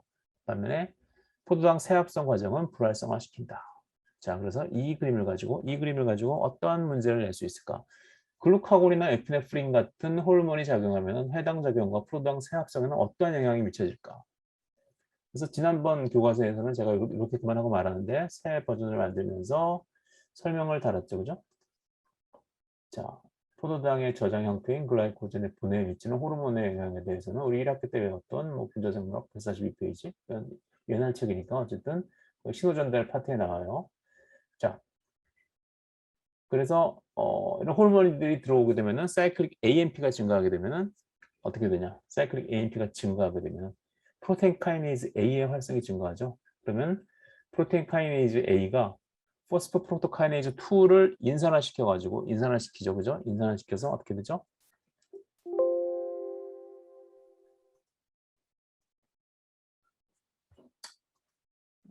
갑자기 포스포프로토카이네이즈 2를 인산화시켜가지고, 그죠? 인산화돼서 포스파테이즈 액티비티가 많은 놈으로 바뀌게 되죠. 포스파테이즈 액티비티가 많은 놈으로 바뀌게 되니까 포스파테이즈 액티비티 많은 놈이 되니까 포스파테이즈 액티비티 프럭토스 2,6 비스포스파테이즈 PAG가 포스파테이즈예요. 포스파테이즈 활성이 올라가고 포스파테이즈 활성이 올라가니까 프럭토스 2,6 비스포스페이트의 레벨 양은 줄어들니까 포스포프록토카이네이즈 1 글라이콜라이시스 엔자임인 포스포프록토카이네이즈 1의 활성은 떨어지고, 즉 글라이콜라이시스는 억제되고, 반면에 글루코네오제네시스 엔자임인 프럭토스 1,6 비스포스파테이즈 활성은 올라가고, 즉 결국 해당 작용은 억제되고 글루코니오제네시스는 활성화되고, 그러면 어떻게 될까요? 글루코스의 양이 늘어나는 거죠. 결국 사이클릭 AMP는 글라이코젠 분해와 프로당 세합성의 활성화를 통해서 글루코스의 양을 증가시킨다. 그렇죠? 글루코스의 양을 증가시킨다. 글라이코젠 분해와 프로당 세합성 활성화를 통해서 글루코스의 양을 증가시킨다. 자, 다 알고 있죠, 그죠? 사이클릭 AMP가 많아지면은 프로테인 카이네이즈 A가 활성화돼서 포스포릴레이즈 카이네이즈를 인산화시키면 활성화되고, 그죠? 글라이코겐 포스포릴레이즈가 역시 활성화되어가지고 얘가 하는 일은 뭐예요? 글루코스가 쭉 연결되어서 간에 저장되어 있는 얘를 잘라가지고 프로당을 하나씩 내려가지고 우리가 쫄쫄 굶어가지고 아침도 굶고 점심도 굶고 지금 그 정도 되면은 굉장히 혈당이 떨어져가지고 굉장히 배가 고프고 힘이 없고 막 그런 경우가 많죠. 주변에 저희 과 교수님들 중에 이제 혈당이 잘 조절 안 되는 분들이 있는데 항상 사탕 같은 걸 갖고 다니죠, 그죠? 너무 혼자 오래 떠들고 그러면 혈당이 확 떨어져가지고 위험해질 수 있으니까 약간 당뇨병 초기 상태인 그런 분들이 많이 계세요. 저는 안 그러니까 걱정하지 마세요. 저는 뭐 하루 종일 굶어도 걱정 끄떡 없어요, 그죠? 어쨌든 그렇게 굶게 되면은 혈당을 늘리기 위해서 얘네들이 활성화돼서 굶으면은 사이클릭 AMP가 많이 레벨이 올라와가지고 얘네들이 혈당이 떨어졌구나. 그래서 혈당 떨어졌으면 어떻게? 위급 상황이다.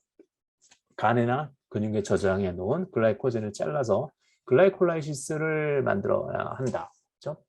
그래서 프로당 여기 1, 4 글라이코시틱 본드가 잘라지면서 글루코스 1 포스페이트가 만들어진다. 자, 이게 보시면은 이제 이 간세포요, 간세포 헤파틱 그러면 이제 간세포 헤파토사이트 뭐 앞에 헤파가 붙으면 되게 간이라는 뜻이죠, 간.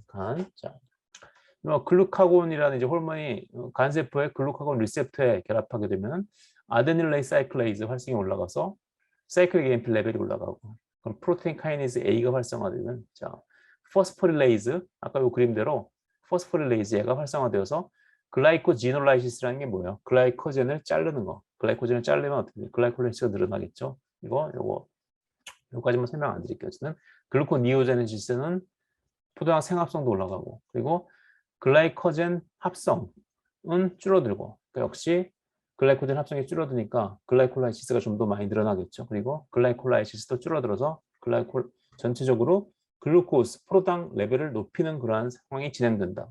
언제? 글루카곤이 간세포에 결합하게 되면. 그래서 헤파틱 글루코스 프로덕션. 우리 간이라고 하면서 간 때문이야, 간 때문이야. 뭐 독성 물질을 해독하고 뭐 항상 우리 피곤하면 뭐 간이 뭐 피곤해서 그래. 뭐 네 술 많이 먹고 뭐 나쁜 걸 많이 먹어서 이제 간세포 고생한다. 간은 항상 해독의 아이콘으로만 우리의 뇌리에 각인되어 있는데 사실 간이 하는 또 다른 굉장히 중요한 기능 중에 하나는 바로 혈당 조절이에요. 글라이코젠 분해와 생합성. 레벨이 쫄쫄 하루 종일 쫄쫄 굶어가지고 혈당이 떨어지게 되면은 글라이코젠 합성은 줄이고, 그렇죠? 글라이코젠 합성은 줄이고, 그리고 글라이코젠을 자르고, 또한 글라이콜라이시스는 억제하고, 그리고 글루코니오제네시스, 글루코스 세합성은 다시 느리고, 그래서 글루코스 양을 전체적으로 느리는 역할을 한다. 그렇죠? 자, 호르모널 레귤레이션 오브 글라이콜라이시스, 글라이콜라이시스의 호르몬적인 조절, fast acting and transient mechanism. 갑자기 순간적으로 어떻게 작용하냐? In liver only. 오직 간에서만. 자, 아까 앞에 보였던 그 내용 같은 거예요. 간세포죠, 간세포 표면에 글루카곤이라는 호르몬이 결합하게 되면 배고프면 글루카곤, 굶으면 글루카곤이 늘어난다. 그러면 글루카곤 리셉터, 이 세븐 트랜스 멤브레인 리셉터예요. G 프로테인 커플 리셉터.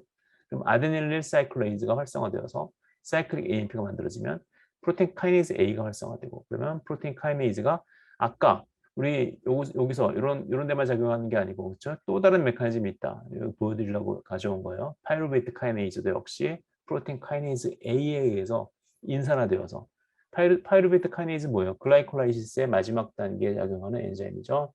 파이루베이트 카이네이즈도 역시 프로테인 카이네이즈 A에 의해서 인산화되면 인액티브해져 가지고 글라이콜라이시스가 억제된다.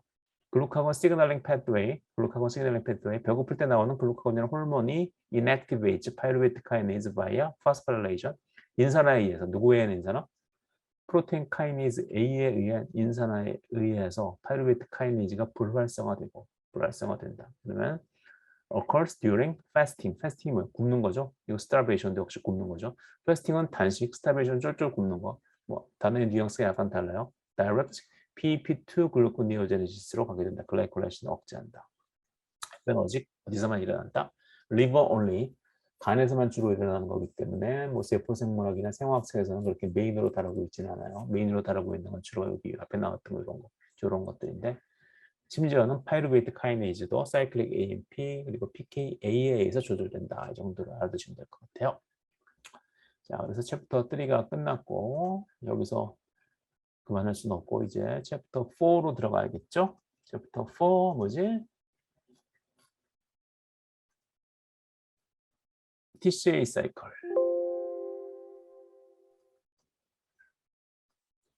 자, 이 만화를 좀 볼까요? TCA 사이클. 자, 지금 책에 챕터마다 중간에 있는 만화죠. 네이버 베스트 도전만에 올렸다가 아무도 안 봐서 내렸어요. 자, 그래서 글라이콜라이시스 3장에서 배웠죠. 글라이콜라이시스 글루코즈가 두 개의 파이루베이트로 끊어지는 과정. 해당 작용은 왜 하필 지금 배운 그 경로만 일어날까? 늦잠을 잤어요, 그죠? 이런 시계 쓰는 사람들도 아무도 없는데 옛날 사람이니까 그러면 저렇게 그랬어. 좀 늦었으니까 택시 타고 갈까? 전철 타고 타기 귀찮으니까 버스 타고 갈까? 오랫동안 버스 탔다가 전철도 타보고 버스만 타보고. 여러분들이 한양대학교에 뭐 근처에서 뭐 가까운 데 사시는 분들도 계시겠지만 뭐 서울 멀리서 사시는 분, 뭐 지방에서 오신 분들 많은 분들이 계실 텐데, 멀리서 오시려면은 왔다 갔다 할 때 어떤 어떤 경로를 통해서 뭐 대중교통을 이용하느냐가 가장 옵티멀한가, 가장 돈이 적게 들고 가장 시간이 적게 들고 항상 그걸 검색하죠, 그죠? 역시 가장 빠르고 차비가 적게 드는 방법은 하나다. 그렇게 우리가 경험에 의해서 알게 되는 거죠. 그래서 이러한 생화학적 패스웨이도 역시 진화에 의해서 알려진 거죠. 그죠? 사실 해당 작용이 확립되기 전에는 이런 거 아무 데도 이런 얘기 하는 사람 별로 없어요. 제가 말씀드리는 거니까. 지구상에 처음 나타났을 때 여러 가지 분해 과정을 시험해 봤겠죠. 그죠? 여러 가지 엔자임을 사용해 봐서. 그런데 가장 경험을 통해서 이렇게 산 넘고 물 건너는 것보다는 골짜기를 통해서 편한 길로 가는 게 좋겠죠. 근데 가끔은 오르락내리락 해야지 그때 ATP도 만들고 하니까, 그죠? 가장 간단하고 편한 길이라는 건 가장 에너지가 적게 되고 짧은 경로라는 거죠. 가장 에너지가 적게 되고 짧은 경로고 중간중간에 거기서 ATP도 만들 수 있고, 그죠? 너무 편한 길만 가면 안 되고 또 오르락 내리락 해야지 도중에 ATP도 만들고. 그런데 하필 해당 적은 왜 파이루베이트에서 끝날까? 그렇죠? 오래전에 미토콘드리아가 없던 진핵세포가 진핵세포라고 하긴 뭐 그렇고 진핵세포의 조상이죠. 굳이 파이루베이트를 더 분해할 필요가 없었던 거다. 파이루베이트, 영어는 파이루베이트 그러면 잘 못 알아들어요. 그러니까 발음은 좀 후져도 좋은데 액센트는 지금 음절에 딱 맞춰서 해야지 외국 사람들이 좀 알아듣죠. 파이루베이트라는 파이루베이트, 파이루베이트. 파이루베이트를 더 분해할 필요가 없다는 거죠. 해당 작용을 ATP 두 개로 글루코즈 하나당 생성되는 ATP 두 개를 가지고 조금 먹고 근근히 먹고 사는 거죠, 그죠? 그러다가 진핵세포의 마이토콘드리아가 엔도사이토시스, 엔도심바이오시스 하면서 에너지 생산의 혁명이 일어난다. 그래서 마이토콘드리아에서 일어나는 TCA 사이클과 전자 전달기에 대해서 이제 앞으로 우리가 11월까지 공부해 보도록 해요. 먼저 TCA 사이클을 볼까? TCA 사이클. 아까 배웠던 거죠.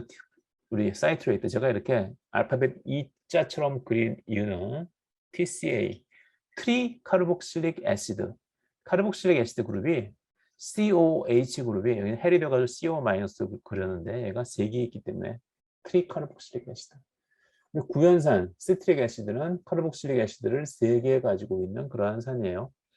자, 이제 내가 등장할 차례가 됐고, 산소가 존재하면 파이루베이트는 마이토콘드리아로 이동해서 TCA 사이클에 참여하게 된다. 산소가 없을 때는 그냥 세포질에서 글라이콜라이시스만 수행하고 끝나요. 자, 우리가 글라이콜라이시스와 TCA 사이클 그리고 TCA 사이클 이후에 일어나는 전자전달기는 시공간적으로 구분이 되어 있어요.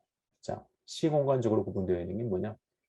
시간적으로 해당 작용이 먼저 일어나죠, 당연히. 파이루베이트로부터 TCA 사이클은 그 이후에 일어나니까. 또한 공간적으로도 구분이 되어 있다. 해당 작용은 어디서 일어난다? 세포의 어디? 세포질에서 일어난다. 그죠? 세포질에서 일어난다. 여기 세포질, 여기서 일어난다. 글라이콜라이시스. 반면에 TCA 사이클과 전자전달기가 어디서 일어나요? 이 안에 있는 마이토콘드리아에서 일어난다. 그래서 해당 작용과 그 이후의 프로세스는 시공간적으로 분리되어 있다. 시간적으로도 분리되어 있고 공간적으로도 분리가 되어 있다. 자, 사이트레이트가 등장했어요. 산소가 존재할 때만 TCA 사이클과 그리고 전자전달기를 돌릴 수 있는 거죠. 전자전달기가 돌아가야지만 TCA 사이클도 맞물려 돌아가니까.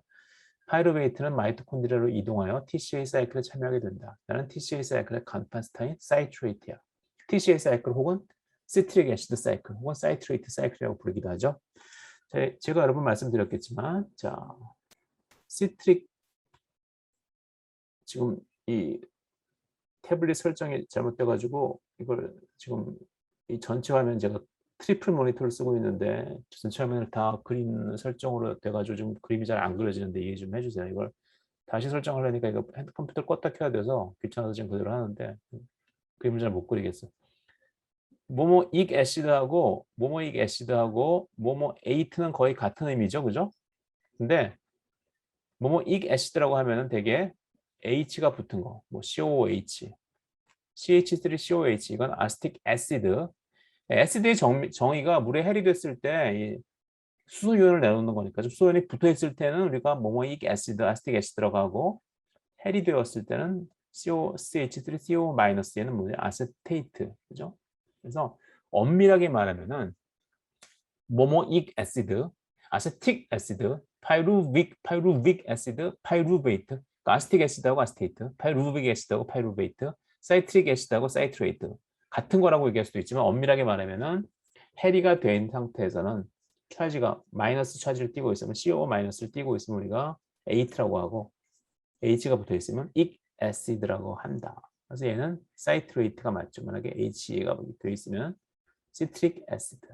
어쨌든 TCA 사이클의 간판 스타인 사이트레이트는 카르복실산 작용기가 3개 있기 때문에 내가 스타로 참여하는 이 회로를 TCA 사이클, 트리카르복실릭 애시드, 트리가 3개죠. 트리케라톱스, 셋뿔 돼지, 공룡 이름 알죠? 그죠? 트리케라. 케라가 뭐야? 뿌리란 뜻이죠. 우리 케라틴, 이 뿌리나 무슨 손톱 같은 거를 만드는 단백질. 트리케라 뭐라 그러지? 트리케라톱스. 여러분들이 좋아하는 공룡 이름 트리 3개. 트리 카르복실릭 애시드.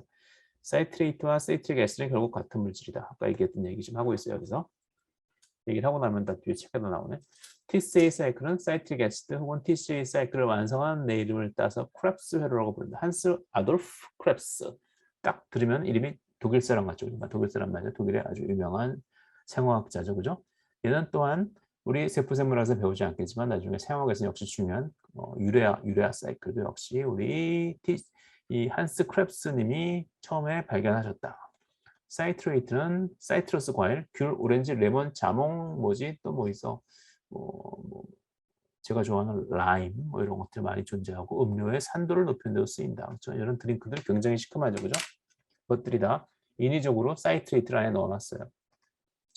이런 거에 다 사이트레이트가 들어있다. 심지어는 핫섹스, 시험 때 이런 거 너무 많이 드시지 마세요. 나중에 중독돼요. 레드불 이런 거.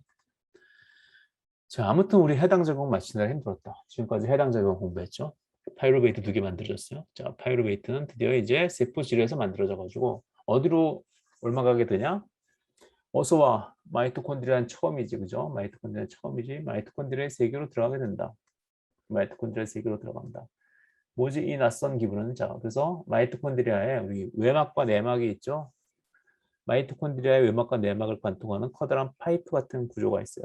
그 중에서 파이루베이트만 선택적으로 통과시키는 채널이 있어요. 우리 채널 프로테인과 캐리어 프로테인의 차이점에 대해서 알고 있죠, 그죠? 일단 파이루베이트 통과 채널을 통해서 파이루베이트가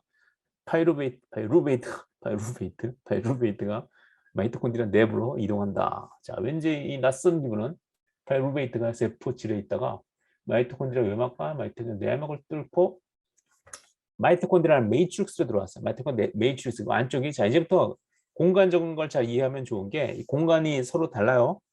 자, TCA 사이클은 주로 마이토콘드리아 매트릭스에서 일어나고 TCA 사이클 이후에 일어나는 일렉트론 트랜스포트 시스템 전자전달계는 마이토콘드리아 외막과 내막 사이에 있는 막간 공간 인터멤브레인 스페이스에서 주로 많이 일어나죠. 그죠? 자, 그래서 지금까지 배울 TCA 사이클은 다 이 마이토콘드리아 내부 마이토콘드리아 매트릭스에서 일어난다. 자, 파이루베이트는 딱 들어오면 들어오자마자 굉장히 커다란 컴플렉스, 하나의 엔자임이 아니라 아예 이름이 파이루베이트 디하이드로제네이즈 컴플렉스 PDC, 굉장히 많은 서브스트레이트로 이루어져가지고 굉장히 큰 서브스트레이트, 굉장히 큰 엔자임이에요. 지금 뭐 3개의 서브유닛으로 이루어진 것 같이 보이지만 실제로 이것보다 굉장히 많은 서브유닛으로 이루어진 컴플렉스예요. 그래서 굉장히 많은 일을 동시에 하죠. 파이루베이트에서 CO2를 떼어내고 파이루베이트를 한 번 더 산화시키고 그리고 코에를 붙여가지고 아세틸 코에를 만드는 이 다단계 작업이 동시에 이 엔자임 안에서 이루어지기 때문에 우리는 그냥 파이루베이트 데하이드로게네이즈 컴플렉스 혹은 그냥 단순하게 파이루베이트 데하이드로제네이즈라고 하는데 실제로 쟤는 여러 단계의 엔자임이 복합체로 이루어져가지고 여러 가지 멀티플 스텝을 동시다발적으로 수행하는 거대한 효소 복합체다. 그래서 엄밀하게 말하면 파이루베이트 데하이드로제네이즈 컴플렉스라고 얘기합니다. 컴플렉스 PDC 기다리고 있었다. 피루부산 파이루베이트 기다리고 있어. 누가 기다리고 있어? 파이루베이트 데하이드로제네이즈 컴플렉스. 파이루베이트가 마이토콘드리아에서 들어와서 제일 먼저 당하는 일은 파이루베이트가 마이토콘드리아로 들어오면 아세틸 코에이로 바뀌게 되는데 코엔자임 A는 따로 있는 커다란 덩어리고 굉장히 분자량이 큰 커다란 덩어리고 파이루베이트는 잘 아시다시피 탄소가 3개죠. 탄소가 3개인데 아세틸 그룹은 우리가 아세틱 애시드 뭐예요? 탄소 2개죠. 아세틸 그룹 역시 탄소 2개예요. 그래서 파이루베이트가 가지고 있는 탄소 하나 떼어버려야 돼요. 탄소 하나 떼어버릴 때 뭐 어떤 형태로 떨어지냐? 대부분의 생화학 반응에서는 다 어떤 형태로 떨어져요? 카르복실릭 애시드 그룹의 형태로 떨어지죠. 카르복실릭 애시드 그룹에 CO2니까 수용액에 녹아서 밖으로 보낼 수 있으니까 메틸 그룹으로 떨어진다 그러면 그런 것들은 누구 받아줄 놈들이 있어야 돼요. 다른 분자로 옮기거나. 하지만 CO2로 옮기면 물에 녹아가지고 그냥 뽀글뽀글 밖으로 날려버리면 되니까 탄소 하나 떨어뜨릴 때 가장 쉽게 선호하는 방법이 바로 CO2를 날려버리는 거야. CO2. 그래서 뭐 얘가 떨어지면 안 되냐 이렇게 생각하는데 그거보다 되게 떨어지면 얘가 떨어진다. 카르복실릭 애시드 그룹이 CO2 형태로 날아가게 된다. CO2로 날아가게 되면 여기 누가 남냐? 요 부분이 남아서 아세틸 코에이 형태로 전환되어 가지고 CO2가 떨어져 나가서 생성된 아세틸기는 코엔자임 A가 접수한다. 아세틸기가 이렇게 생긴 거 정도 알아두시면 돼요. CH3CO가 아세틸기고 요 S는 요 아세틸 코엔자임 A가 가지고 있는 티올 그룹, SH 티올 그룹, 시스테인의 티올 그룹이에요. 시스테인이 아니지 아미노산이니까. 자, 스타분자 아세틸코에, 또 역시 또 스타분자 아세틸코에가 탄생. 그렇죠? 아세틸코에를 생성하는 것. 그 과정을 누가 촉매한다? 파이루베이트 디하이드로게네이스 컴플렉스 PDC가 촉매한다. 자, 파이루베이트 디하이드로게네이스 컴플렉스. 자, 내가 가지고 있는 티오에스터 결합. 누가 얘기하는 거야? 지금 얘기하는 거 아세틸코에가 얘기하고 있어요. 자, 파이루베이트가 들어와서 먼저 CO2 날리고, 그리고 파이루베이트가 산화돼요. 산화돼서 산화되면 누군가 환원돼야겠죠? 환원되는 건 뭐야? 주요소인 NAD 플러스가 환원돼서 NADH로 환원되죠. NADH가 환원된 형태, NAD 플러스는 산화된 형태. 그럼 누가 산화됐어요? 파이루베이트가 산화됐죠. 한번 산화되고 CO2 한번 읽고 완전히 여기서 뚜르게 맞는 거죠. CO2 삑 끼고 뺏기고 그리고 또 전자도 뺏기고 산화되고 그래서 결국은 아세틸 그룹 바뀌어가지고 아세틸 코에와 연결된다. 그런데 연결될 때 요 티오에스터 그룹, 티오에스터가 뭐냐? 여러분 유기화학을 뭐 배우시는 분들은 있겠지만 안 배우시는 분들을 위해서 뭐 에스터 정도는 알죠? 에스터. C 요게 바로 에스터죠. 에스터 그룹. 그렇죠? 탄소에 칼보닐, 탄소하고 산소 사이에 더블 본드 있고 여기 산소가 또 결합하고 이건 그냥 에스터고 뭐 산소와 황은 여러 가지로 뭐 원소의 기능이 비슷하죠. 비슷한 자리가 있고 요쪽에 여기 있는 산소 대신에 황으로 바뀐 거를 뭐라고 부른다? 티오에스터.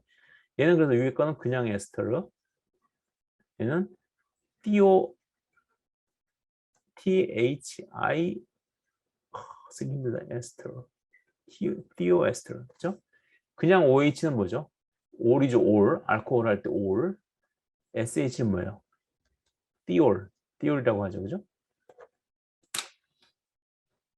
자, 근데 티오에스터 그룹은 만드는데 상당히 에너지가 많이 드는 고에너지 결합이다. 그래서 이러한 고에너지 결합을 만드는 일은 절대 공짜로 일어나지 못하고 파이루베이트가 가지고 있는 카르복실산 그룹을 통째로 빛의 CO2로 날려버리는 과정과 결합했기 때문에 일어날 수 있다. 자, CO2가 날아가면 어떻게 된다 그랬죠? CO2가 날아가게 되면은 델타 S 무질서도가 증가하겠죠, 그죠? 당연하죠. 고정되어 있던 분자들이 막 요즘 흩어지니까 무질서도가 증가하니까 델타 S가 양의 값이 되고 엔트로피가 증가하고는 델타 G는 델타 H 마이너스 T 델타 S 우리가 잘 알고 있는 얘가 증가하니까 이 앞에 마이너스 사인 때문에 델타 G가 네거티브가 되겠죠. 자발적으로 일어나는 반응이라는 거죠. 그래서 어떤 반응을 자발적으로 어려운 반응을 자발적으로 하기 위해서 ATP 에너지를 사용해도 좋지만 또 하나 할 수 있는 반응은 CO2를 날려버리는 거. 디카르복실레이션. 카르복실 그룹을 떼어낸다 해서 하면 뭘 떼어낸다는 뜻이죠. 떼어낸다. 탈자 아주 탈자 쓴 거죠. 탈자. 디카르복실레이션. 카르복실 그룹을 떼어낸다. 디카르복실레이션. 그리고 산화하면서 디카르복실레이션을 시키기 때문에 이걸 되게 산화되니까 지금 NAD 플러스가 환원됐죠. 그래서 이러한 반응을 되게 우리가 옥시더티브 데카르복실레이션, 산화적 탈탄산화, 옥시더티브 데카르복실레이션. 이 옥시더티브 데카르복실레이션이 거의 TCA 사이클의 키워드라고 할 수 있어요. 옥시더티브 데카르복실레이션이 굉장히 많이 일어나요. TCA 사이클 한 번 돌 때마다 옥시더티브 데카르복실레이션이 여기서만 아니라 두 군데서 더 일어나요. 자, 파이루베이트 여기나 CO2가 카르복실 그룹이 CO2로 날아가게 되면 무질서도가 커져서 델타 S가 영이 돼서 델타 G가 네거티브가 되는구나. 그렇죠? 분자 기체인 CO2로 빠져나온다면 무질서도가 왕창 증가하는 방향으로 반응이 진행되는 것이지. 아, 자유롭다. 무질서 속의 자유요. 무질서라는 게 자유로운 거죠. 그죠? 자, 그래서 보시면 뭐 여기 아스테이트, 뭐 여기 아스틱 애시드가 돼서 뭐 이렇게 뭐 아스틱 코에가 되는데 우리 ATP가 왜 에너지가 많은가에 대해서 배웠죠. 그죠? 그 ATP 형태일 때 리즈넌스 스테빌라이제이션 공명 안정화에 의해서 이게 뭐 프로덕트와 그 뭐냐 생성물 프로덕트 같은 거지. 반응물하고 생성물 간에 어느 게 더 공명으로 안정화되느냐에 따라서 델타 G까지 차이가 많이 난다고 ATP가 뭐 에너지가 많은 거에 대해서 우리가 공부한 적이 있어요. 그죠? 그 마찬가지로 이제 아스테이트가 요 요 부위가 이제 이렇게 공명에 의해서 안정화되기 때문에 얘가 억지로 갖다 붙이는 거는 굉장히 에너지가 많이 드는 그런 일이다. 그걸 보여주고 있는 거예요. 자, 그리고 실제로 이 과정에서 산화가 일어나는데 산화가 일어나기 때문에 NAD 플러스가 NADH로 환원될 수 있는데 산화가 일어나는 건 어디다? 요 별표한 탄소다. 탄소가 3개 있는데 요 CO2 파이루베이트에서 요 CO2 부분은 얘는 이제 CO2로 날아가게 되고 NAD 플러스를 갖다가 NADH로 환원시키려면 누군가가 산화되어야 되는데 어떤 탄소가 산화되어야 되는데 산화되는 거는 여기 2개의 탄소가 더 남아있죠. 하나는 날아가니까 산화되는 애가 이렇게 안 돼. 얘하고 메틸 탄소하고 요 카르보닐 탄소 2개 있는데 실제로 산화가 일어나는 건 누구다? 여기 카르보닐 탄소, 별표한 탄소. 별표한 탄소로 케토탄소에서 카르복실릭 애시드로 산화된다. 이때 파이루베이트에서 나온 2개의 전자와 양성자는 NAD 플러스가 받아들여서 NADH로 환원된다. 산화와 탄산의 유리, 탄산이 밖으로 빠지는 거, 카르복실릭 애시드 그룹이 CO2로 날아가는 게 동시에 일어나므로 이 과정을 뭐라고 부른다? 옥시다티브 데카르복실레이션, 산화적 탈탄산 반응, 산화적 탈탄산 반응이라고 부른다. 산화적 탈탄산 반응. 옥시다티브 데카르복실레이션은 생화학에서 자주 나오는 정말 중요한 반응이야. 카르복실산 그룹을 CO2의 형태로 날려버리면 엔트로피가 증가해서 평소에 일어나기 힘든 여러 가지 반응들을 가능하게 해준다. 파이루베이트, 일단 파이루베이트. 자, 파이루베이트. 넘어갈게요. 그래서 파이루베이트가 요거 산화되면서 CO2 날아가고 아세틸 코에이가 생기고 아세틸 코에이는 탄소 2개짜리 아세틸 그룹을 옥살로 아세테이트. 자, 옥살로 아세테이트 구조 잘 알아두면 좋다고 그랬죠. 아까 우리가 옥살로 아세테이트 구조 우리 글루코니오제네시스 때 배우라고 그랬죠. 옥살로 아세테이트 카르복실릭 애시드 양쪽에 하나 있고 가운데 CH2 있고 카르보닐 그룹 있고 그죠? 여기 카르복실 그룹 2개 있고 CH2 있고 여기 카르보닐 그룹 있고 그죠? 이게 아세틸 코에이는 탄소 2개짜리 아세틸 그룹을 옥살 아세테이트에게 넘기고 남은 코엔자임 A는 재사용된다. 당연히 재사용되겠죠. 아세틸 코에이가 여기 아세틸 그룹을 옥살 아세테이트에게 넘겨서 탄소 6개짜리 탄소 하나, 둘, 셋, 넷, 다섯, 6개짜리 사이트레이트를 만드는 게 바로 TCA 회로의 제 1단계예요. 그래서 여기다가 아세틸 그룹을 갖다 붙여가지고 사이트레이트를 만든다. 나는 옥살 초산, 옥살 아세테이트와 아세틸 코에이 아세틸 그룹을 결합시켜서 탄소 6개짜리 부연산 사이트레이트를 만든다. 얘 이름은 사이트레이트 신테이즈, 사이트레이트 신테이즈. 그래서 과연 요 아세틸 그룹이 어디 가서 붙게 되느냐? 이게 보면 이렇게 보게 되면 우리가 잘 알듯이 요 카르보닐 카본 탄소하고 산소하고 그 더블 공유 결합을 하고 있는 데는 여기 얘가 공격을 잘 받는다고 그랬죠. 그래서 얘가 공격을 받아가지고 여기 있는 요 산소가 여기로 이렇게 가게 되는 거, 여기로 밀려서 이렇게 가게 되고 여기 얘가 와서 이렇게 붙게 되는 거다 여기, 그렇죠? 여기 붙게 되는 거. 그래서 요 형태가 사이트레이트가 만들어지고 사이트레이트가 그 다음에 요 OH가 이제 위치가 가운데 있는 게 요 밑으로 내려가면서 아이소사이트레이트 바뀌는 게 바로 TCA 사이클, TCA 두 번째 요소 아코니테이즈에서 사이트레이트가 아이소사이트레이트 전환되는 과정. 왜? 아이소사이트레이트 OH가 여기 있는 게 밑에 있는 것보다 가운데 있는 게 이쪽에 있는 것보다 훨씬 더 산화시키기 쉽기 때문이다. 그 와중에 아이소사이트레이트에 있는 CO2는 다시 또 여기 CO2로 날아가게 되고 이 형태로 바뀌게 되고 알파 키토글루타레이트 탄소 하나 둘 셋 넷 5개짜리 탄소가 됩니다. 이런 상황으로 쭉 가게 되는데 자세한 상황에 대해서는 다음 시간에 공부하도록 할게요. 오늘 충분히 시간은 아직 1분이 남았는데 1분 동안 무슨 얘기를 더 할까? 옥살라세테이트의 구조를 꼭 외워두고 파이루베이트 구조, 옥살라세테이트 구조, 그리고 사이트레이트의 구조만 외워두면은 나머지 애들은 우리가 이 이론에 따라 쭉 따라가면서 금방 따라 그릴 수 있다. 그래서 여기서 몇 가지 간단한 유기산들의 구조를 알아두면 정말 평생 도움이 많이 될 거예요. 오늘은 여기까지만 하도록 할게요.